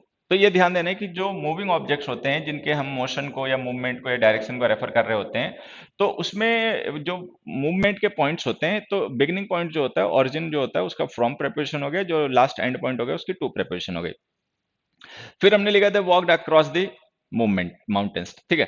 अब देखो जो वॉक करना है ना, ये मूवमेंट है। तो अगर कोई पर्सन वॉक कर रहा है तो इसका मतलब वो मूविंग ऑब्जेक्ट है, स्टेशनरी तो है नहीं, वो मूव कर रहे हैं, वॉक कर रहे हैं, ठीक है। लेकिन ये जो मूव कर रहे हैं ना माउंटेन्स के थ्रू, ठीक है, और ये मूव कर रहे हैं फॉरेस्ट के थ्रू, ठीक। तो माउंटेन्स में हालांकि डेप्थ होती है, लेकिन जब वो वॉक करेंगे, ठीक है, तो स्पेस में का मतलब उसके ऊपर से जाएंगे, उसके बीच से होके नहीं जा सकते। माउंटेन्स को मतलब सॉलिड होते हैं, उन्हें कोई तोड़ नहीं सकता, ठीक है। तो हम यहाँ पर जो माउंटेन्स हैं, इसको हम एक लाइन कंसीडर करेंगे, जिसको कोई क्रॉस कर गया, उसके ऊपर चढ़ के क्रॉस कर गया, जो भी कर गया, ठीक है, तो हम इसको लाइन मान लेंगे, ठीक है। जैसे मान लो ये माउंटेन्स लाइन है, वो इसको क्रॉस कर गए, ठीक है। कैसे करके वो भगवान जाने, ऊपर से ही गए होंगे, ठीक है। अच्छा, लेकिन फॉरेस्ट के केस में हम क्या मानेंगे, फॉरेस्ट जो एक ऐसे स्पेस पेड़ पौधे होते हैं ना, तो हम उसके अंदर चले जाते हैं, एक तरीके से हम छिप जाते हैं, ठीक है। तो इसको हम थ्री डायमेंशनल मानेंगे और इसमें आ जाएगा थ्रू। तो जो मोशन या मूवमेंट हो रहा है वो किस ऑब्जेक्ट में हो रहा है, टू डायमेंशनल ऑब्जेक्ट है, लाइन के थ्रू रिप्रेजेंट किया जाएगा ऐसा ऑब्जेक्ट है, एरिया के थ्रू रिप्रेजेंट किया जाएगा ऐसा ऑब्जेक्ट है। इस पॉइंट के थ्रू तो खैर आप नहीं कर पाओगे, ठीक है। लेकिन जिस ऑब्जेक्ट का हम मोशन शो कर रहे हैं या मूवमेंट शो कर रहे हैं, तो स्पेस से जब हम उसे रिलेट करेंगे तो वो स्पेस कैसा है, वो स्पेस टू डायमेंशनल है जिसमें वो मोशन या मूवमेंट हो रहा है, ठीक है। वो स्पेस थ्री डायमेंशनल है जिसमें वो मूवमेंट या मोशन हो रहा है, ये भी हमें क्लियर होना चाहिए। अच्छा, they were flying over the forest. अब देखो यहाँ पे एक चीज समझना है, ये जो दोनों हमने सिचुएशंस लिखी है ना, ये मूवमेंट और मोशन हो रहा था हॉरिजॉन्टल एक्सिस पे, ठीक है। लेकिन ये जो हमने लिखा देवर फ्लाइंग ओवर द फॉरेस्ट, ये मूवमेंट हो रहा है वर्टिकल एक्सिस पे, वर्टिकल। तो वो जो वर्टिकल और हॉरिजॉन्टल वाला कॉन्सेप्ट है ना, वो आपको ध्यान देना है, वो लोकेशन पोजीशन में दोनों में काम आएगा और वो आपका मूवमेंट और डायरेक्शन में भी काम आएगा। तो जो मूवमेंट और डायरेक्शन हो रहा है, ठीक है, वो जिस तरीके के स्पेस में हो रहा है, वो स्पेस टू डायमेंशनल है या थ्री डायमेंशनल है। वो जो मूवमेंट या मोशन हो रहा है जिन ऑब्जेक्ट्स में, वो वर्टिकली पोजिशन है या हॉरिजॉन्टली पोजिशन है, ठीक है, ठीक है। तो ये सब आपको पता होना चाहिए, बेसिक्स हैं ये सब, हमें पता होते हैं, बस हम इनको प्रिपरेशन से रिलेट करेंगे, ठीक है। अब इसके बाद में ना मैं आपके साथ कुछ क्वेश्चंस डिस्कस करूंगा, ठीक है। वो क्वेश्चंस मतलब एक तरीके से आपको रिफ्रेशर का काम करेंगे कि जो भी आप प्रिपरेशन को लेकर थोड़ा बहुत जानते हो, जैसा कि मुझे पता है कि जानते हो, ठीक है। थोड़ा बहुत हम सबको पता होता है प्रिपरेशन को रिलेटेड, ठीक है। तो वो थोड़ा सा आपका और स्पेसिफिक हो जाएगा, थोड़ा सा मतलब एक तरीके से रिफ्रेशर क्वेश्चन हो जाएंगे। अब फिर उसके बाद में मैं स्पेसिफिक कॉन्सेप्ट वाइज आपके साथ में प्रिपोजिशन ऑफ स्पेस को डिस्कस करूंगा। सबसे पहले यहाँ पे ये समझ लें कि प्रेपोजिशन ऑफ लोकेशन और पोजीशन, अब preposition of direction and motion generally अलग अलग होती हैं। मतलब ऐसी प्रेपोजिशंस जो मूवमेंट और मतलब मोशन या डायरेक्शन को रेफर करती हैं वो अलग होती हैं, और ऐसी प्रेपोजिशंस जो कि लोकेशन या पोजीशन को रेफर करती हैं वो अलग होती हैं। हालांकि कुछ कॉमन भी होती हैं, जैसे इन प्रेपोजिशन में फॉर एग्जांपल अगर आपके साथ में बात करूं, तो इन का हम यूज दोनों कंडीशन में कर लेते हैं, मूवमेंट में भी कर लेते हैं और लोकेशन के लिए भी कर लेते हैं। मान लो जैसे कोई पर्सन है, he was in the room, ठीक है, और he was walking in the room,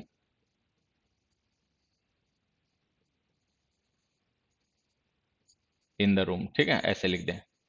तो देखो ये पर्सन वॉक कर रहा है और ये वॉक नहीं कर रहा है, स्टेटिक है। वॉज है ना, स्टेट की वर्ब है, ठीक है, और वॉक मोशन की वर्ब है। हमने दोनों केस में इन यूज कर लिया। तो कुछ वर्ब्स तो ऐसी होती हैं उनको हम मोशन और पोजीशन दोनों के कंडीशन में यूज कर लेते हैं, लेकिन ज्यादातर प्रिपोजिशन सेपरेट होती हैं, ध्यान रखना। तो जैसे देखो यहाँ पे मैंने कुछ प्रिपोजिशंस लिखी हैं जो स्पेस से रिलेटेड यूज होती हैं, स्पेस के रिलेशन एक्सप्रेस करने के लिए हम इनका यूज करते हैं, at, in, on, above, below, under, near, beside, by, in front of, behind, between, opposite, ठीक है। तो ये वो प्रेपोजिशंस हैं जिनका हम यूज करते हैं पोजीशन या लोकेशन को रेफर करने के लिए, ठीक है। इनमें से अबव है, बिलो है, अंडर है, ठीक है, और ये ऐसी प्रेपोजिशंस हैं। नियर को भी नियर तो किसी के लिए भी यूज हो सकता है। ये ऐसी प्रेपोजिशंस हैं जिनका यूज हम करते हैं वर्टिकल एक्सिस पे रिलेशन शो करने के लिए। वर्टिकल एक्सिस पे रिलेशन जब हमें मतलब वर्टिकली पोजिशन्ड दो ऑब्जेक्ट्स को अगर हमें रेफर करना है तो उनके लिए हम इन प्रेपोजिशंस का यूज करेंगे, अब बिलो, अंडर, ठीक है। अच्छा, बाकी जो प्रेपोजिशंस हैं, एट है, इन है, ऑन है, बिसाइड है, बाई है, इन फ्रंट ऑफ है, बिहाइंड है, बिटवीन है, और इनका हम यूज करते हैं हॉरिजॉन्टल एक्सिस पे जो ऑब्जेक्ट्स होते हैं उनको आपस में रिलेट करने के लिए। इनमें से दो प्रेपोजिशन ऐसी हैं जैसे ऑपोजिट है और नियर है। इनका यूज हम वर्टिकल एक्सिस के ऑब्जेक्ट्स और हॉरिजॉन्टल एक्सिस के ऑब्जेक्ट्स दोनों के लिए कर सकते हैं, ठीक है। फिर से मैं बता देता हूं, अब बिलो, अंडर का यूज हम करते हैं to express the position of the objects which are positioned vertically, ठीक है, वर्टिकली वाई एक्सिस पे हैं। अच्छा, बाकी जो ऑपोजिट और नियर है, ये दोनों ऐसी प्रेपोजिशन है जिनका यूज हम वर्टिकली पोजिशन और हॉरिजॉन्टली पोजिशन दोनों तरीके के ऑब्जेक्ट्स को रिलेट करने के लिए कर सकते हैं। बाकी जो बच गए नियर, अपोजिट, अब, बिलो, अंडर को छोड़कर, वो प्रेपोजिशंस जो हैं वो हॉरिजॉन्टल एक्सिस पे ऑब्जेक्ट्स को रिलेट करने के लिए यूज की जाती हैं, ये आपको ध्यान रखना है, ठीक है। नेक्स्ट में आते हैं। फिर यहाँ पे हमने एट्रीब्यूट्स लिखा हुआ है, कायदे से प्रेपोजिशंस लिखना था, चलो कोई नहीं। फिर आ गया prepositions of direction and motion. ठीक है, अब जैसे अलोंग है, आफ्टर है, पास्ट है, अक्रॉस है, ओवर है।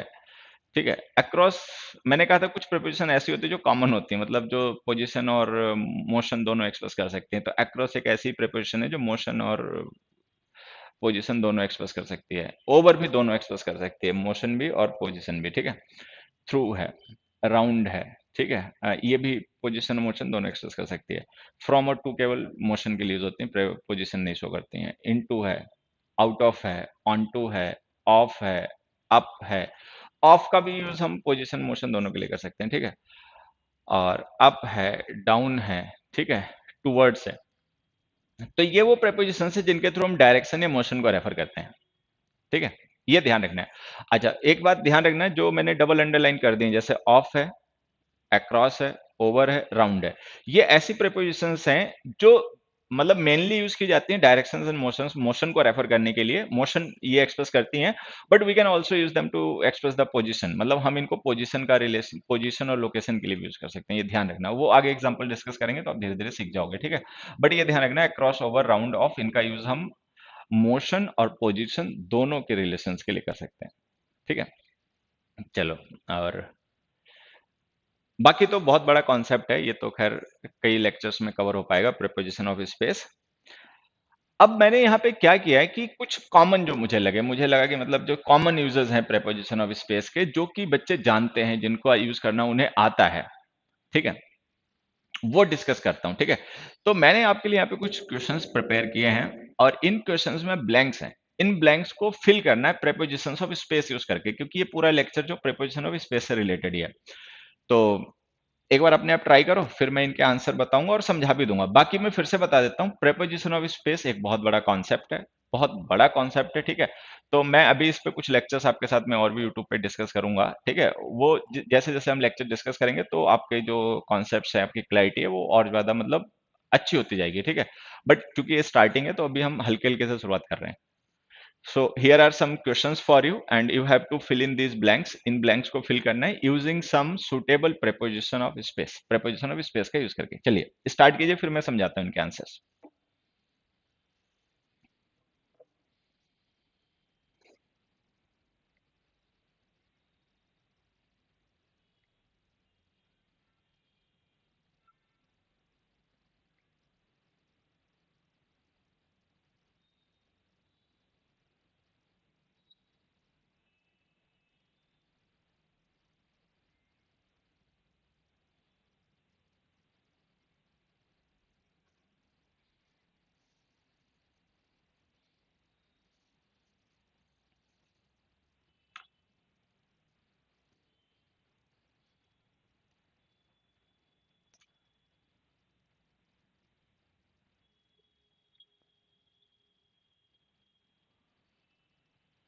देखिए, मैं फिर से आप लोगों को समझा देता हूँ। ये जो क्वेश्चंस हैं ये आपके लिए रिफ्रेशर हैं। अभी तो specific questions, special questions discuss होंगे नेक्स्ट।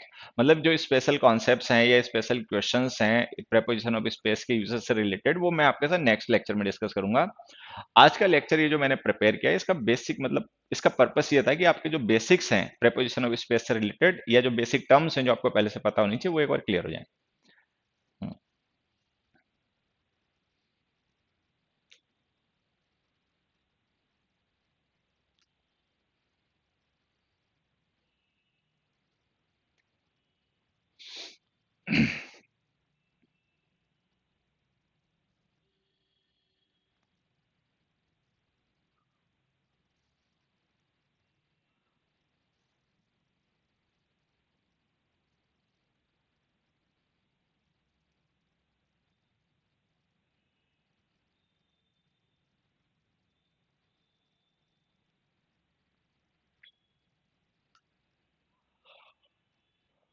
चलिए देखिए, अब समझना।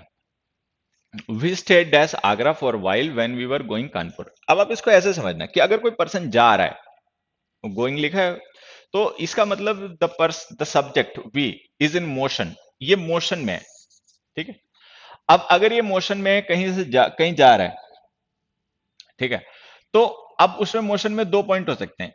एक पॉइंट हो सकता है ये ऑरिजिन ए, और एक पॉइंट हो सकता है डेस्टिनेशन बी। ठीक है। अब गोइंग से हमें ये नहीं पता चलता है कि गोइंग वर्ब के बाद में जो हम पॉइंट लिख रहे हैं वो मोशन का है, मतलब वो ओरिजिन का है या डेस्टिनेशन का है। आप कुछ भी लिख सकते हो, इसमें आप फ्रॉम भी लिख सकते हो, टू भी लिख सकते हो, दैट डिपेंड्स। गोइंग से देखो, ये एक चीज हमेशा ध्यान देना कि गोइंग से ये नहीं होता कि गोइंग के बाद में जो आप प्लेस लिख रहे हो वो डेस्टिनेशन ही होगा, वो ओरिजिन भी हो सकता है, ठीक है। तो इसमें तो हम फ्रॉम या टू कुछ भी लिख सकते हैं। We were going from Kanpur या टू कानपुर, मतलब हम अगर कानपुर की तरफ जा रहे हैं, मतलब कानपुर जा रहे हैं हमारा डेस्टिनेशन, तो टू, अगर हम कानपुर से कहीं और जा रहे हैं तो फ्रॉम। अब जैसा कि मैंने कहा कि हम इंग्लिश को डील करते हैं ऑब्जेक्टिवली, जब हम एग्जाम्स के लिए इंग्लिश सीख रहे होते हैं, तो जब हम रियल वर्ल्ड में रियल कन्वर्सेशन में यूज करते हैं तब तो ऑब्जेक्टिवली नहीं होता है, ये ऑब्जेक्टिव होता है। ऑब्जेक्टिवली जब हम डील करते हैं तो यहाँ पे फ्रॉम या टू कुछ भी आ सकता है। अब जैसे ये मोशन है, इसको हम एक लाइन के थ्रू रिप्रेजेंट करेंगे। अब इस लाइन पे एक पॉइंट है आगरा। मान लो कोई पर्सन कानपुर से दिल्ली आ रहा है, दिल्ली से कानपुर जा रहा है, तो रास्ते में आगरा पड़ेगा। तो आगरा जो है वो एक पॉइंट है इस लाइन पे, ठीक है। अब चूंकि ये पॉइंट है तो अभी मैंने क्या कहा था, प्रीपोजिशन पॉइंट के लिए तो एट यूज होती है, तो इसमें एट आएगा। तो ये जो हमारा फर्स्ट सेंटेंस है, इस फर्स्ट सेंटेंस के फर्स्ट ब्लैंक में तो डेफिनेटली एट आएगा, ठीक है। सेकंड में फ्रॉम या टू में से आप कुछ भी यूज कर सकते हैं। अब्दुल अजीज अल कहतानी टॉक इंग्लिश नॉट इंडियन। मैं कुछ कहूंगा नहीं, ठीक है। आ, पढ़ा करो, समझ में आए तो पढ़ो, नहीं समझ में आए अपने घर जाओ, ठीक है। बट मुझे बताओ मत क्या करूं क्या नहीं करूं, ठीक है, ये मुझे अच्छा नहीं लगता। मुझे लगता है कि मुझे पता होता है कि बच्चों को क्या सीखना है, क्या समझाना है, और मैं किसके लिए पढ़ा रहा हूँ और किस लिए पढ़ा रहा हूँ, ठीक है। आई नो दैट, मुझे वो पता होता है कि मैं अगर रात को 7:30 बजे पढ़ा रहा हूँ, ठीक है, अपने स्टूडियो से, तो मैं क्यों पढ़ा रहा हूँ, मैं किसको पढ़ाना चाह रहा हूँ, किस लिए पढ़ाना चाह रहा हूँ, आई नो दैट, मुझे वो पता होता है, ठीक है। सो ये प्रेपोजिशन छोड़ के हमें कंजंक्शन पढ़ा दो और हमें इंग्लिश में बात करो, इंडियन में बात मत करो। But Indian is a nationality adjective, not a language. Indian कोई लैंग्वेज नहीं है, ठीक है। तो ये मत क्या करो, इसमें कुछ रखा नहीं है, कुछ मिलेगा नहीं। फोकस करो, समझ में आ रहा है पढ़ते रहो, नहीं समझ में आ रहा भाग जाओ, ठीक है। बट सलाह मत दो, ठीक है। अननेसली मत दो, ऐसी सलाह मत दो जिसका कोई तुक नहीं बनता, ठीक है। तो यहाँ एट आ गया, वहां फ्रॉम टू आ गया। नेक्स्ट में आते हैं। The man walking the forest got afraid when he saw a wolf coming dashing.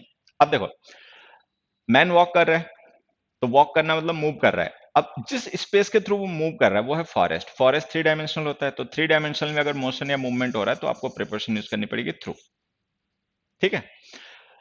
अब यहां जाते हैं, he saw a wolf coming. अब देखो, जो जैसे हमने लिखा कमिंग, तो जैसे हमने कहा था कि गो वर्ब जो होती है उससे हम ये नहीं जान सकते कि गो वर्ब के बाद में जो हम प्लेस लिख रहे हैं वो डेस्टिनेशन है, ऑरिजिन है, वो कुछ भी हो सकता है। वो दैट हैपेंस विद कम। कम के साथ भी ऐसे ही होता है।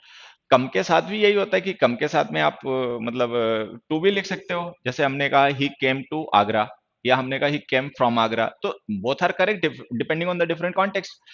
तो जैसे हमने यहाँ पे वर्ब लिखी कमिंग, ठीक है, तो इसके साथ टू भी लिख सकते हैं, फ्रॉम भी लिख सकते हैं। लेकिन यहाँ पे देखो, ये पर्सन डर गया, गॉट अफ्रेड, मतलब ऐसे हम कॉन्टेक्स्ट को डिकोड करते हैं, ठीक है।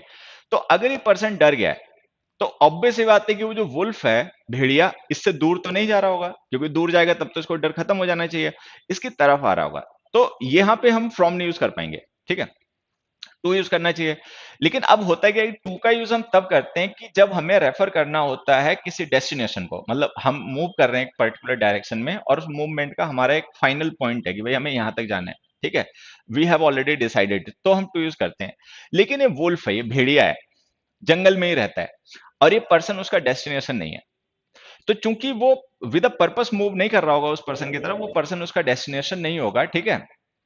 तो हम यहाँ पे टू लिखेंगे, टू वर्ड्स लिखेंगे। लेकिन अब हम इसको एक दूसरे पॉइंट ऑफ व्यू से देखते हैं। अब हम इसको ऐसे देखते हैं कि वो जो भेड़िया है उसने उस पर्सन को देख लिया है और उसने अपना एम मतलब मान लिया उसको कि मुझे I have to hunt this man today, I have to kill this man today, ठीक है। तो अगर वो इस पर्पस और इंटेंशन के साथ आ रहा है कि नहीं इस मैन के पास ही जाके इसको खा लेना है, तब तो हम हालांकि ये इमेजिनेबल है, मतलब हाईली इमेजिनेबल सिचुएशन है, बट दैट हैपेंस। मोगली वगैरह मूवीज आप देखें, द जंगल वगैरह मूवी आप देखें, तो ऐसा होता है, ठीक है। तो अगर ऐसा होता है तो आप टू भी लिख सकते हो, लेकिन मैं फिर भी कहूंगा टू के यूज करने के चांसेस कम है, क्योंकि वो जंगल में, जंगल मतलब एक जंगली जानवर है और जंगल उसका होम है, और मैन को हम उसके लिए डेस्टिनेशन नहीं मान सकते। बट जैसे कि मैंने कहा कि वी कैन इमेजिन, ठीक है, तो हम टू भी लिख सकते हैं, अदरवाइज टू वर्ड्स लिखें, ठीक है। नेक्स्ट में आते हैं। नेक्स्ट हमने लिखा some boys were walking dash the river, ठीक है, वॉकिंग डैश द रिवर, अब हमने वॉकिंग डैश द रिवर लिख दिया। अब देखो कोई पर्सन है वॉक रिवर के अंदर तो वॉक कर नहीं सकता, ठीक है, रिवर की साइड पे वॉक करेगा, तो अगर साइड पे वॉक करेगा तो हम यहाँ पे लिख सकते हैं अलोंग। पैरेलल मूवमेंट या पैरेलल पोजीशन के लिए ना अलोंग यूज किया करो, ठीक है। लेकिन अगर मान लो ऐसा नहीं है भाई रिवर के किनारे वो वॉक नहीं कर रहे हैं, वो तो रिवर की तरफ जा रहे हैं वॉक करते हुए, तो आप टूवर्ड्स भी लिख सकते हो, टू भी लिख सकते हो, डिपेंडिंग ऑन द कॉन्टेक्स्ट, ठीक है। And some were swimming in dash the river, और कुछ लोग हैं वो स्विम कर रहे हैं रिवर में, तो देखो रिवर एक एरिया हो गया बड़ा और ये लोग उसमें स्विम कर रहे हैं, तो एरिया के अंदर किसी की पोजीशन लोकेशन डिस्क्राइब करनी है तो इन, तो इसमें आ जाएगा इन, ठीक है, तो इसमें इन आ जाएगा।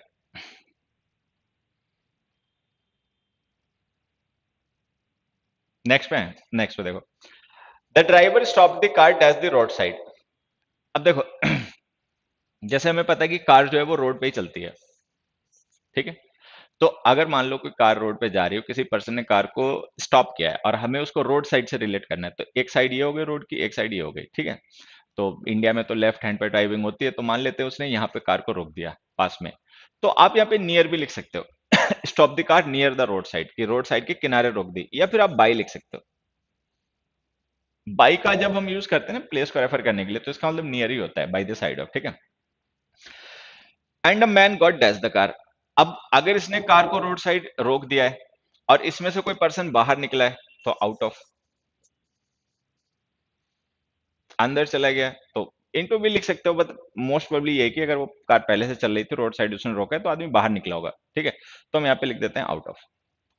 आउट ऑफ का मतलब ये हो गया कि आउटवर्ड मोशन, और इनवर्ड का मतलब हो गया इनटू।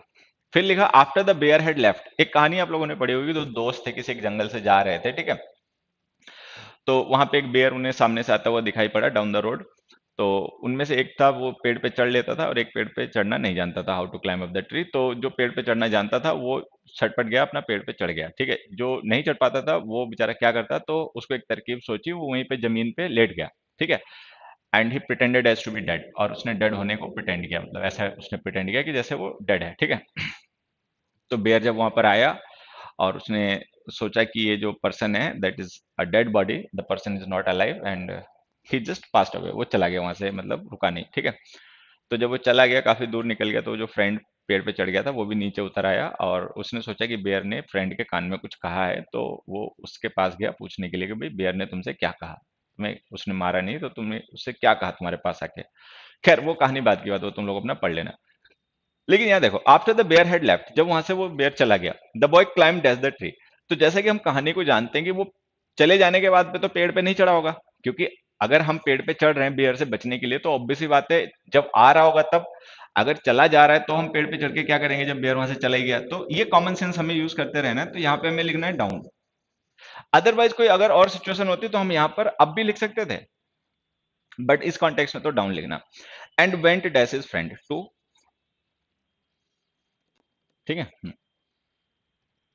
हम्म। अच्छा, क्या बोला बेयर, बेयर बोला कि आज भूख नहीं है वरना तेरी सारी होशियारी निकाल देता सही है, down the tree and went to the hills, ठीक है। सो ये क्वेश्चंस हो गए। Next questions,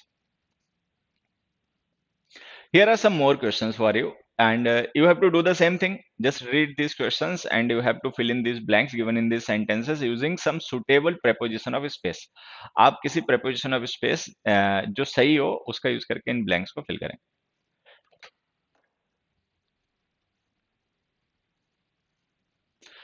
Dear, fill in these blanks using the prepositions of space, and later after that I will explain the answers to you। नमस्ते बच्चे, नमस्ते।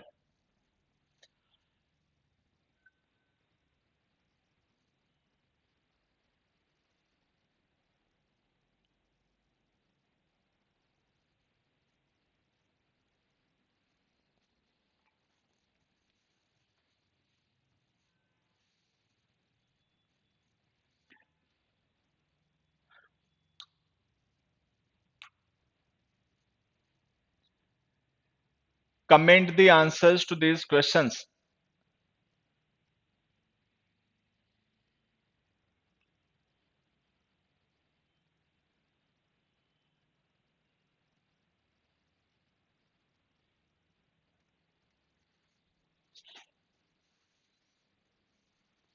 बहुत slow हो तुम लोग। बहुत अच्छे, देखो। हम्म। Very good. कोशिश क्या करो कि एक स्लाइड पे जैसे 5, हालांकि 10 हो जाएंगे आंसर, चलो आप जैसे भी आंसर करना चाहते हैं वैसे करें। But please mention the number of the question for which you are answering. जैसे देखो ये आंसर किया ना समरीन परवीन ने, इस तरीके से करो, क्वेश्चन नंबर उसके बाद में आंसर, ऐसे करना चाहिए।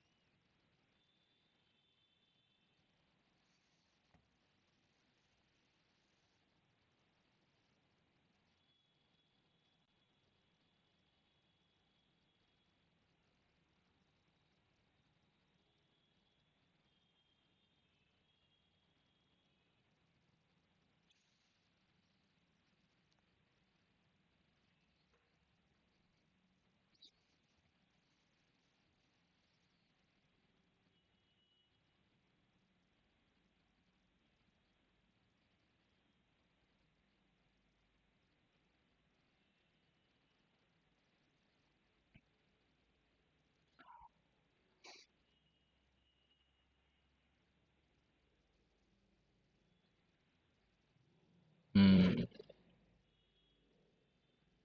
गुड। चलिए आइए अब देखिए समझते हैं।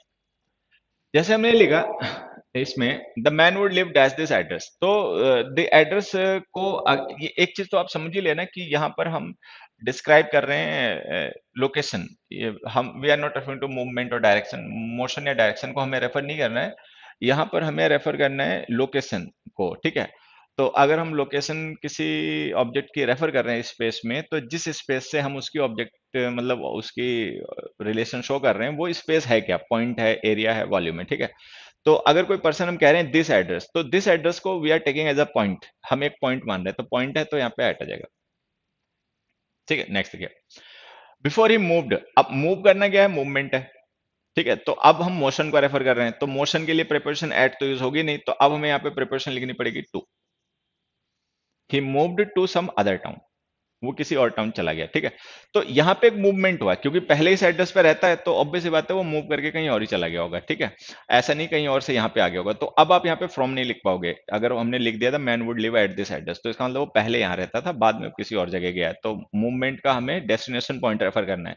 तो डेस्टिनेशन पॉइंट की वजह से यहाँ पे टू आ गया, ठीक है। यहाँ पे फ्रॉम नहीं लिख पाओगे, ध्यान रखना।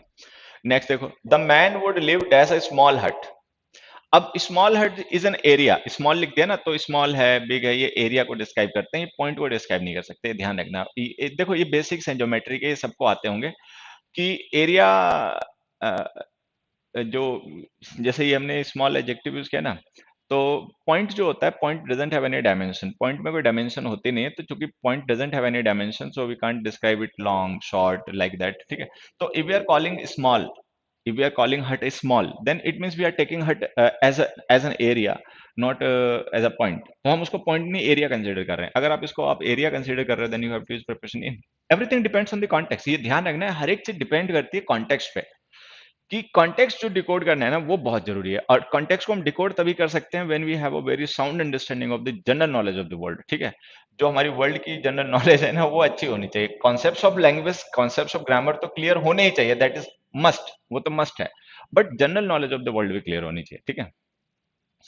फिर आते हैं dash the outskirts of the city. अब हमने कहा कि आउटस्कर्ट्स क्या होता है, आउटस्कर्ट्स कोई पॉइंट नहीं होता, कोई एरिया भी नहीं होता, आउटस्कर्ट्स एक लाइन होती है, बाउंड्री होती है, बाउंड्री को कहते हैं आउटस्कर्ट्स। तो चूंकि लाइन होती है तो लाइन की प्रिपरेशन ऑन आ गई, ठीक है। नेक्स्ट में आते हैं, the anatomical position of the human nose that's the ears and the mouth. हालांकि ये तो काफी आसान क्वेश्चन है, वैसे भी तुम लोग समझ सकते हो। देखो जैसे मान लो ये ह्यूमन हो गया, मतलब ये तो थोड़ा सही नहीं बना, लेकिन चलो कोई नहीं। ये मान लो ये पर्सन हो गया, ये आंख हो गई इसकी, ठीक है। ये नोज हो गई, गुस्से में लग रहा है ये, ठीक है। और ये इसका माउथ हो गया, खुश है थोड़ा सा, ठीक। और ये इसके ईयर हो गए, ऐसे, ठीक है। तो अभी यहाँ पे देखो, ये जैसे मैन हो गया, तो हमें पता है ये नोज है, ये इसकी नोज है, ठीक है। अब हम यहाँ पे क्या कर रहे हैं, नोज की पोजीशन वैसे लिख दिया है, एनाटॉमिकल पोजीशन, तो ऐसे पता चल गया कि हम मूवमेंट डायरेक्शन की बात नहीं कर रहे हैं, ठीक है, तो पोजीशन की बात कर रहे हैं। तो अब अगर हम देखें ईयर से, तो ईयर होते हैं दो, एक ईयर हो गया इधर, मान लेते हैं ये हो गया ईयर वन और ये हो गया ईयर टू। तो वो जो नोज है ना इन दोनों के बीच में है, तो इस कंडीशन के लिए हमें प्रिपरेशन यूज करनी पड़ेगी बिटवीन, बिटवीन द नोज। अच्छा, माउथ देखें तो, अब देखो माउथ जो है वो लोअर साइड में है, ठीक है, लोअर लेवल पे है। नोज जो है वो हायर लेवल पे है, मतलब जैसे जो लोअर और हायर होता है उसका कॉन्सेप्ट हमारा यही होता है कि जो ग्राउंड है उसको हम लोएस्ट मानते हैं, और आप जितना भी चले जाओगे तो वो हाई होता जाएगा, ठीक है। तो जो हमारा वर्टिकल एक्सिस होता है, वर्टिकल एक्सिस का कॉन्सेप्ट यही होता है कि जो बेस होता है वो लोएस्ट पॉइंट होता है, तो ग्राउंड जो है वही बेस होता है। तो ग्राउंड से अगर हम देखें तो माउथ पहले आएगा, नोज बाद में आएगी, तो मतलब नोज जो है वो हायर लेवल पे है और माउथ जो है वो लोअर लेवल पे है, ठीक है। अगर ये वर्टिकली पोजिशन होते उनके बीच में गैप होता तो हम ओवर अंडर लिखते, ठीक है। जैसे कि शायद तुम लोगों को दिखाई नहीं पड़ेगा, लेकिन जहां पे मैं स्टैंड कर रहा हूँ मेरे ऊपर ये लाइट है, ठीक है, तो बीच में वर्टिकल गैप है, मैं अलग हूँ लाइट अलग है, but we are vertically position, तो इस कंडीशन में ओवर अंडर प्रिपरेशन यूज हो सकती है। लेकिन माउथ और नोज को लेकर ऐसा नहीं होता, तो आप ओवर अंडर नहीं यूज कर पाओगे, तो इस कंडीशन में आपको अब बिलो यूज करनी पड़ेगी। अब हमें पता है नोज की पोजीशन हायर होती है, तो हम नोज के लिए अब यूज कर लेंगे। ये आंसर हो गया, ठीक है। नेक्स्ट देखो, फिर हमने लिखा if you bring the same poles of magnet dash each other they repel each other.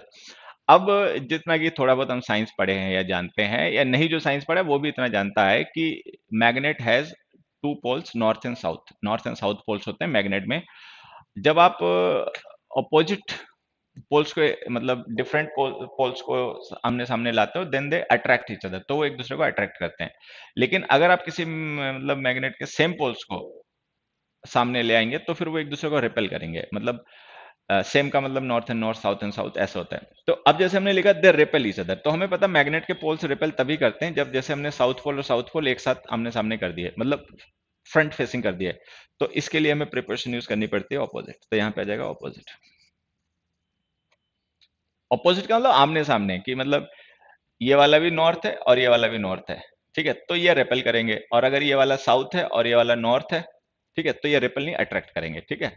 तो यही मैकेनिज्म होता है पोल मैग्नेट्स का, तो वो उससे हमें पता चल गया कि इसमें ऑपोजिट ही आ सकता है और कुछ नहीं।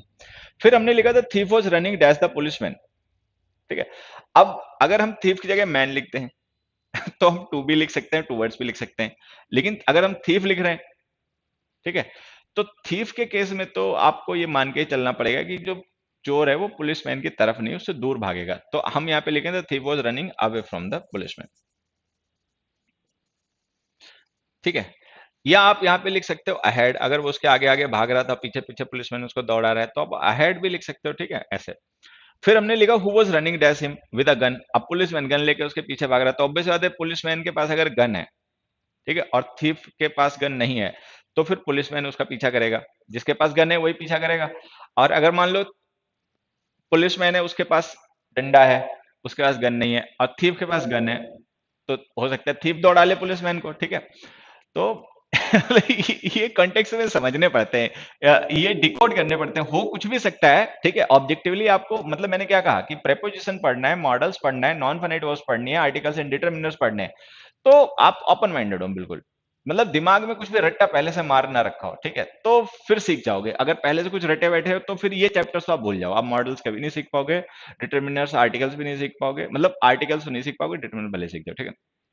और ये प्रेपोजिशन और नॉन फाइनाइट वर्ब्स भी मुश्किल पड़ेंगे। तो आपको बहुत ओपन माइंडेड होना चाहिए, बट अगर कोई हिंट है क्वेश्चन में, सेंटेंस में, तो उसको डिकोड भी कर लेना चाहिए, ठीक है, उसको मतलब ओवरलुक नहीं करना चाहिए।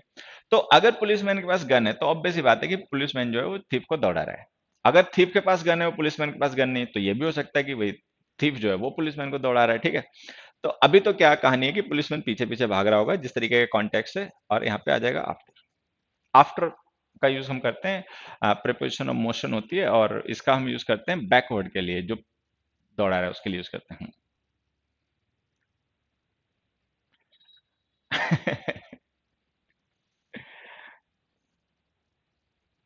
फिल्मों में नहीं देखते हैं कि गुंडा कई बार पुलिस वाले को दौड़ा लेता है, चलो, देर आर 5 more क्वेश्चंस, कुछ और भी क्वेश्चंस हैं, ठीक है। Here are some more questions for you. Just fill in these blanks using the preposition. Prepositions of space. You have to use suitable prepositions of space to fill in these blanks.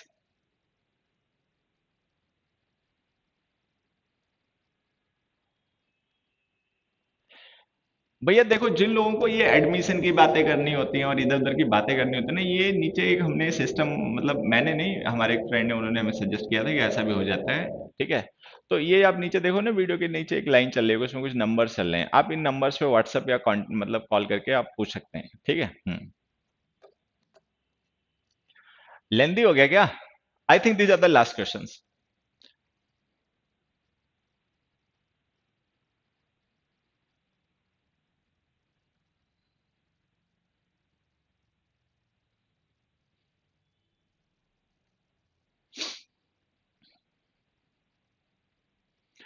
Comment the answers. Comment the answers to these questions.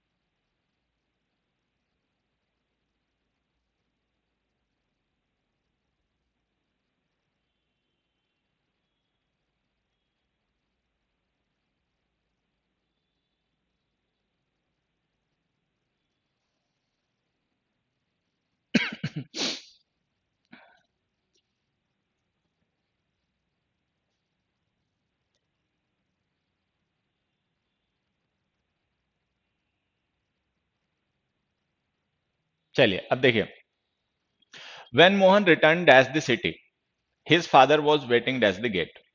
अब जैसे हमें पता है, अगर कोई person wait कर रहा है, तो वेट जो वर्ब है, that is not, that doesn't refer to movement और मोशन, ये मूवमेंट या मोशन को रेफर नहीं करती, ठीक है। ये पोजीशन शो करती है वेट वर्ब। तो यहाँ पे हमें ऐसी प्रिपोजिशन यूज करनी पड़ेगी जो पोजीशन या लोकेशन के लिए यूज होती है, ठीक है। तो हमें पता है कि एट इन ऑन है, ये यूज होती हैं। अगर स्पेस जो है वो एरिया है, तो आप पोजीशन शो करने के लिए इन यूज करोगे, अगर लाइन है तो आप ऑन यूज करोगे, पॉइंट है तो आप एट यूज करोगे। अब हमें देखना है कि हम गेट को क्या माने, गेट को पॉइंट माने, लाइन माने, एरिया माने, ठीक है। तो ऑब्वियस सी बात है, इट इज अ पॉइंट, तो एट आ गया। अब वहां आते हैं, वहां पे हमने लिखा रिटर्न। अच्छा, रिटर्न वर्ब जो है वो मोशन की वर्ब है। रिटर्न का मतलब है मूवमेंट। रिटर्न है, वॉक है, गो है, फ्लाई है, रन है, स्विम है, ठीक है। All this verbs refer to motion, ये वर्ब्स ऑफ मोशन है, तो रिटर्न वर्ब ऑफ मोशन है। अब ये जो हमने सिटी लिखा है, इससे हमें मोशन रेफर करना है, ठीक है। अब ये मोशन का फर्स्ट पॉइंट है, लास्ट पॉइंट है, हमें देखना है। अब हम ये देखें कि जो मोहन है वो शहर से वापस आया या शहर को वापस गया। अगर वो शहर से वापस आया, तब तो आपको लिखना है फ्रॉम द सिटी। मतलब अगर वो कहीं और था और शहर आ गया वापस, तो हमें लिखना है टू, ठीक है। अगर वो शहर में था और वहां से घर वापस आ गया, तो हमें लिखना है फ्रॉम। अब हमें पता है, हो तो कुछ भी सकता है, ठीक है। शहर से वापस आ सकता है, शहर को भी वापस आ सकता है, मतलब इधर कंडीशन इज पॉसिबल।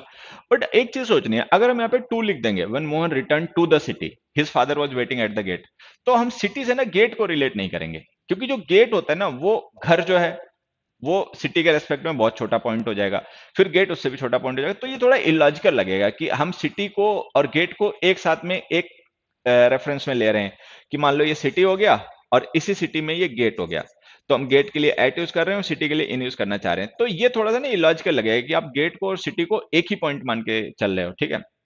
तो हमें मान के चलना पड़ेगा कि जो सिटी है वो एक डिफरेंट पॉइंट है जहां से मूवमेंट हुआ, और गेट वो फाइनल पॉइंट है जहां पे जाके एंड हुआ। तो यहाँ पे एट लिखो, ठीक है, और यहाँ पे आप फ्रॉम लिखो। टू लिखोगे तो फिर इलॉजिकल हो जाएगा। और ये चीज हमेशा ध्यान देना है कि प्रेपोजिशन को लेकर कॉन्टेक्स्ट बहुत ज्यादा मैटर करता है, मतलब सेंटेंस इलॉजिकल भी नहीं हो जाना चाहिए, ठीक है। तो इसमें आप टू नहीं लिख पाओगे, इसमें फ्रॉम ही लिखना पड़ेगा। नेक्स्ट में आते हैं, the boatman ferried us dash the flooding river. Ferry का मतलब होता है सवारी करके ले जाना किसी को, मतलब घुमाना, इधर से उधर ले जाना, ठीक है। तो अगर बोटमैन ने हमें फेरी किया, तो ऑब्वियस सी बात है, जैसे रिवर है, ठीक है, रिवर में दो साइड होती हैं, एक इधर एक उधर। तो अगर कोई किसी को फेरी कर रहा है तो इस साइड से दूसरी साइड या उस साइड से इस साइड ला रहा होगा, ऐसे ही हो रहा होगा। तो इसके लिए आप यूज करेंगे प्रिपोजिशन अक्रॉस। ठीक है। अच्छा, डैश बोट, बोट को हम एरिया कंसीडर करेंगे, क्योंकि अगर हम उसमें बैठे हैं तो हम बोट को पॉइंट तो मान नहीं सकते। ठीक है, क्योंकि मेरे साथ एक दो लोग और भी बैठे हैं और बोटमैन खुद तो कम से कम हो गई, तो बोट को हम कंसीडर करेंगे एरिया। एरिया कंसीडर करोगे तो उसके लिए प्रिपोजिशन आ जाएगी इन। नेक्स्ट देखो, trains run dash railroads on. Surface की प्रिपोजिशन ऑन होती है। ठीक है, और वैसे भी रेल रोड्स जो है वो लाइन है, रेल रोड्स जो है वो लाइंस हैं। ठीक है, तो ऑन आ गया। प्लेन्स फ्लाइट एज एयर, अब एयर ना तो लाइन है ना पॉइंट है, एक एरिया है, मतलब एयर तो पूरा आसमान हो गया, खुला एरिया है, तो इन आ गया। ठीक है, फिर हमने लिखा डैश वाटर। अब वाटर को हम क्या माने? ठीक है, वाटर को पॉइंट माने? नहीं, पॉसिबल नहीं। एरिया माने या फिर लाइन माने? तो देखो, वाटर लाइन नहीं है, रेल रोड्स लाइन है, जो रेल की पटरियां होती हैं वो लाइन है। ठीक है, वाटर लाइन नहीं है, वाटर ऐसे होता है। ठीक है, तो अगर वाटर ऐसे होता है तो आप ऑन तो भूल जाओ, मतलब लाइन तो है नहीं, पॉइंट भी है नहीं, तो अब तो हम लिखें इन। ठीक है, लेकिन अब एक चीज और देखना, एक कंडीशन होती है। कंडीशन क्या होती है? जो वाटर की सरफेस होती है उस पे चलती है। जैसे एयर की कोई सरफेस नहीं होती है, बट लैंड की सरफेस होती है, वाटर की भी सरफेस होती है। तो अगर हम वाटर को सरफेस कंसीडर करें तो हमें ऑन लिखना चाहिए। मतलब मैं ये कहना चाह रहा हूं कि इसमें ऑन ही लिखना है, इन मत लिख देना। ठीक है, अच्छा, इन हम कब यूज करते हैं? इन हम तब यूज करते हैं जब कोई चीज इसके अंदर पोजीशन शो कर रहे होते हैं, लेकिन ये पोजीशन नहीं है, सेल वर्ब है। तो इसके लिए सेल जो वर्ब है ना, मोशन की वर्ब है, तो आप ऑन लिखना। अच्छा, दूसरा, हम इनको इसमें इस तरीके से जस्टिफाई कर सकते हैं, जैसे कोई शिप है या बोट है जब पानी में चलता है तो उसका part part of that boat or ship is submerged in water, उसका पानी में कुछ सबमर्ज्ड भी होता है, डूबा हुआ भी होता है। तो उस कॉन्टेक्स्ट से अगर आप देखो तो आप इन कह सकते हो। बट हमें पता है कि जो हम देख रहे हैं ना, हम मतलब शिप और शिप के पार्ट्स को रेफर नहीं कर रहे, हम मूवमेंट के तरीके को रेफर कर रहे हैं। तो चूंकि हम मूवमेंट के तरीके को रेफर कर रहे हैं तो हम वाटर को सरफेस कंसीडर करेंगे और इसमें ऑन ही लिखेंगे। लेकिन अगर हमें ये मूवमेंट्स के तरीके ना एक्सप्रेस करने हो कि ट्रेन कैसे चलती है, प्लेन कैसे फ्लाई करते हैं, शिप कैसे चलते हैं, हमें ये नहीं रेफर करना है। हमें ये रेफर करना है कि जो शिप या बोट है, a part of that ship or boat is submerged in water, तो हम इन लिख सकते हैं। बट वो फिर मूवमेंट के लिए नहीं यूज होगा, क्योंकि हमें पता है कि हम यहाँ पे टाइप ऑफ मूवमेंट को रेफर कर रहे हैं, तो आप ऑन ही लिखना है। ठीक है, नेक्स्ट आ गया, he jumped dash the river, inside movement. अब देखो, जैसे किसी पर्सन ने जंप किया, ठीक है, dash the river and dived the surface of the water. अब मान लो अगर ये सेंटेंस केवल इतना हो, सपोज ये इतना है,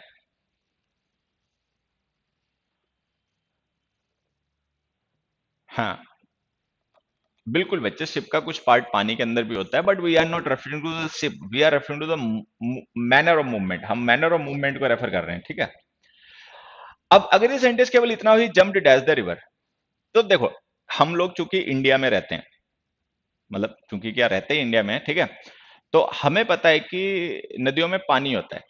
खैर, सब जगह नदियों में पानी होता होगा, बट आप देखें जो यूरोपियन कंट्रीज वगैरह हैं, जैसे आप हॉलीवुड की मूवीज वगैरह देखेंगे, जैसे मैं अगर एक मूवी का रेफरेंस दूं, वैसे तो कई मूवीज हैं, लेकिन एक पर्टिकुलर मूवी जो इसमें मेरे दिमाग में बिल्कुल आ रही है, Skyfall, James bond, Daniel Craig की जो मूवी है, स्काईफॉल।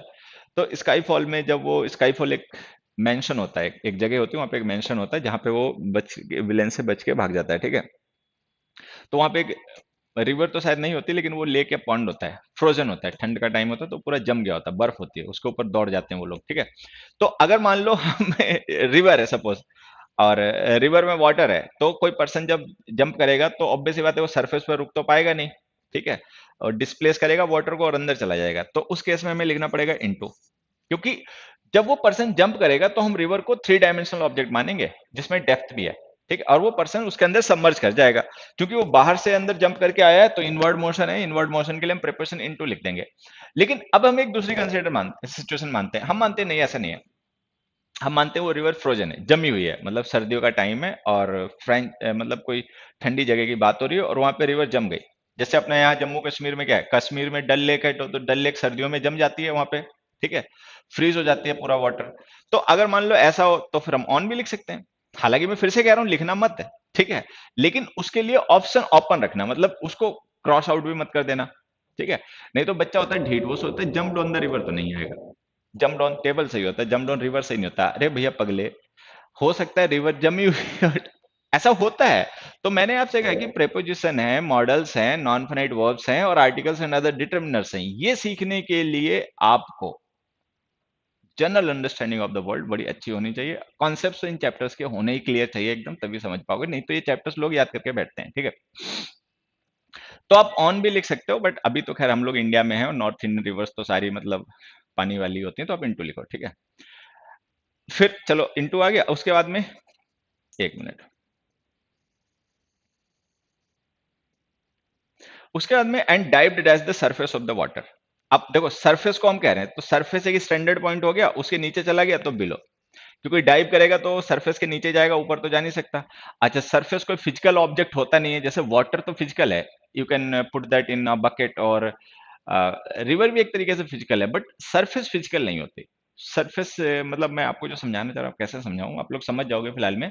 जैसे बोर्ड है, तो ये जो बोर्ड की सरफेस है ना, that is not physical thing. Board is physical, you can touch it, you can break it, you can pull it, you can push it, you can throw it, but you can not do that thing with surface. तो surface जो है ना, वो कोई physical object नहीं होता जिससे हम रिलेट करेंगे वर्टिकल पोजीशन को, तो आप बिलो लिखें and dived below the surface of the water. Next में आ जाओ, the Titanic lay, the Titanic ship जो आप लोग जानते होंगे उसके बारे में, the Titanic lay dash the thousands of metre of water dash the North Atlantic Ocean. अब देखो, जो नॉर्थ अटलांटिक ओशन है वो एक बहुत बड़ा एरिया है, और उसी एरिया के अंदर कहीं पे टाइटेनिक पड़ा हुआ था।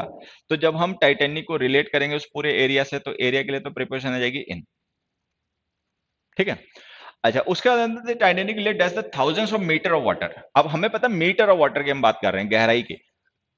जैसे आपको पता हो, अगर मुझे सही से याद है, तो शायद टाइटैनिक जो था, जो टाइटैनिक था वो 4000 मीटर्स, ठीक है, जमीन के मतलब पानी के नीचे 4000 मतलब मीटर मतलब नीचे था, ठीक है, इतना गहराई में था।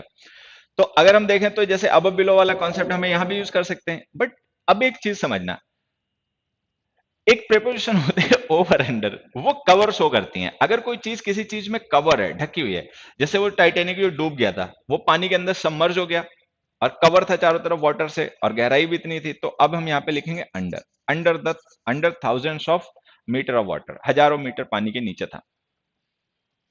तो इसमें अंडर लिखना है, यहाँ पे स्टैंडर्ड को रेफर नहीं कर रहे हैं, यहाँ पे हम रेफर कर रहे हैं पोजीशन को, लोकेशन को उसकी, और वो लोकेशन उसकी सराउंडेड बाय वाटर थी, तो वो कवर था। कवर जब when something is covered by something else, ठीक है, तो आप उसके लिए ओवर अंडर का यूज करेंगे। तो जैसा कि मैंने आपसे कहा कि प्रेपोजिशन ऑफ स्पेस एक बहुत बड़ा कॉन्सेप्ट है, it will take several lectures to deliver it completely. I have just begun it with you, and ये it was the first lecture, and I tried to make the basics of this concept clear to you. और आपको थोड़ा सा basics के बारे में पता भी चल गया होगा, किस तरीके से प्रेपोजिशन ऑफ स्पेस करती हैं, काम करती हैं, किन किन बातों का हमें ध्यान रखना पड़ता है, हॉरिजॉन्टल एक्सिस, वर्टिकल एक्सिस, और 3D 2D, और मोशन, पोजीशन, ये सारी चीजें ध्यान रखनी पड़ती हैं।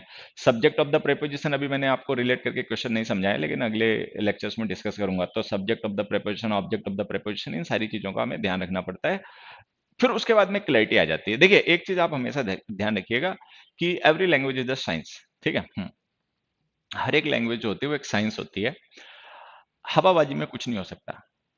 Everything, every use, every concept, every question has got some very sound logics, and we have to work upon them. हमें उनको ढूंढना पड़ता है, समझना पड़ता है, अगर हम उस लेवल के लर्नर हैं तो। अगर हम याद करके और क्वेश्चन याद करके, रूल रट्टा याद करके काम चला सकते हैं, तो वो तो खैर आप जाओ यहाँ से, मुझे, मैं उसके लिए ना पढ़ाता हूँ, ना मैं किसी ऐसे को चाहता हूँ कि जो उसके लिए पढ़ता हो, ठीक है। लेकिन अगर आप लैंग्वेज को या चीजों को समझने सीखने के लिए पढ़ते हो, इसलिए पढ़ते हो कि चीजें समझ में आए, सीख जाओ, तो फिर ये तरीका है, इसको आपको यूज करना पड़ेगा, ठीक है। तो करो खैर ना, कीप एंजॉइंग लर्निंग, ठीक है।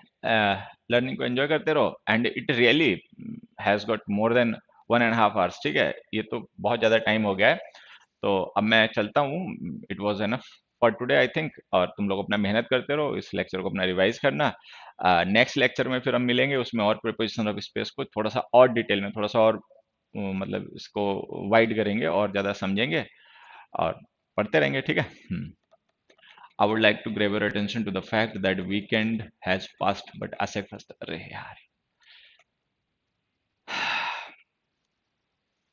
okay. देखिए, वो असल में जो हमारा प्रोग्राम है, जो मैं टीचर्स के लिए तैयार कर रहा हूँ, तैयार नहीं कर रहा हूँ, हो गया है तैयार, ठीक है? जो मेरा अपना एक प्रोग्राम है, जो मैं उन लोगों के लिए जो इंग्लिश पढ़ाते हैं, स्पेशली क्लासरूम बैचेस जो पढ़ाते हैं, वो चाहे एकेडमिक्स के स्टूडेंट्स को पढ़ाते हैं इंग्लिश, जो स्कूल गोअर्स हैं उनको पढ़ाते हैं, या कंपटीशन की तैयारी करने वालों को पढ़ाते हैं, या फिर जो स्पोकन इंग्लिश सीखते हैं लोग उनको पढ़ाते हैं। तो उन लोगों के लिए मैं एक प्रोग्राम अपना मतलब मेरा है, टीचर्स ऑफ इंग्लिश के लिए है वो, बाकियों के लिए नहीं है। तो उसको मैं अनाउंस करने के लिए मैंने शायद पिछली क्लास में प्रॉमिस किया होगा, बट मैं मूवीज देखने में, आईपीएल में इतना बिजी रह जाता हूँ, कई बार ध्यान नहीं रहता है, ठीक है? तो उसका वीडियो मैं, असल में वीडियो प्रिपेयर करना है, उसकी पीपीटीज बना के ना फिर मैं वीडियो के थ्रू आपको समझानी है। तो मैं एक काम करता हूँ, आजकल मैं उसकी पीपीटीज बना लेता हूँ और कोशिश करता हूँ कि वेंसडे की क्लास में आपको दे दूं। वेंसडे को उसका अनाउंसमेंट कर देता हूँ, जो हमारा प्रोग्राम है फॉर टीचर्स। मैं दो तरीके के प्रोग्राम लॉन्च कर रहा हूँ, एक तो टीचर्स के लिए कि दोज हु टीच इंग्लिश, जो इंग्लिश पढ़ाते हैं उनके लिए, और दूसरा उनके लिए जो एडवांस लर्नर्स ऑफ इंग्लिश हैं, जो इंग्लिश के एडवांस कॉन्सेप्ट सीखना चाहते हैं, ठीक है? हालांकि वो टीचर्स होंगे तभी उनको इसकी जरूरत होगी, बाकी किसी को इतनी गहराई से पढ़ने की जरूरत नहीं होती है, ठीक है? तो टीचर्स का जो हमारा प्रोग्राम है, उसको हम क्या कमिट करूँ मैं ठीक है, वेंसडे को, चलो वेंसडे को I definitely make announcement about that, मैं उसको लेकर वेंसडे को अनाउंसमेंट करूंगा, ठीक है? हाँ, जो टीचर्स के लिए हमारा प्रोग्राम है, ठीक है? और तब तक के लिए आप लोग अपना रिवीजन करो, प्रैक्टिस करो, और thank you everybody, bye, good night.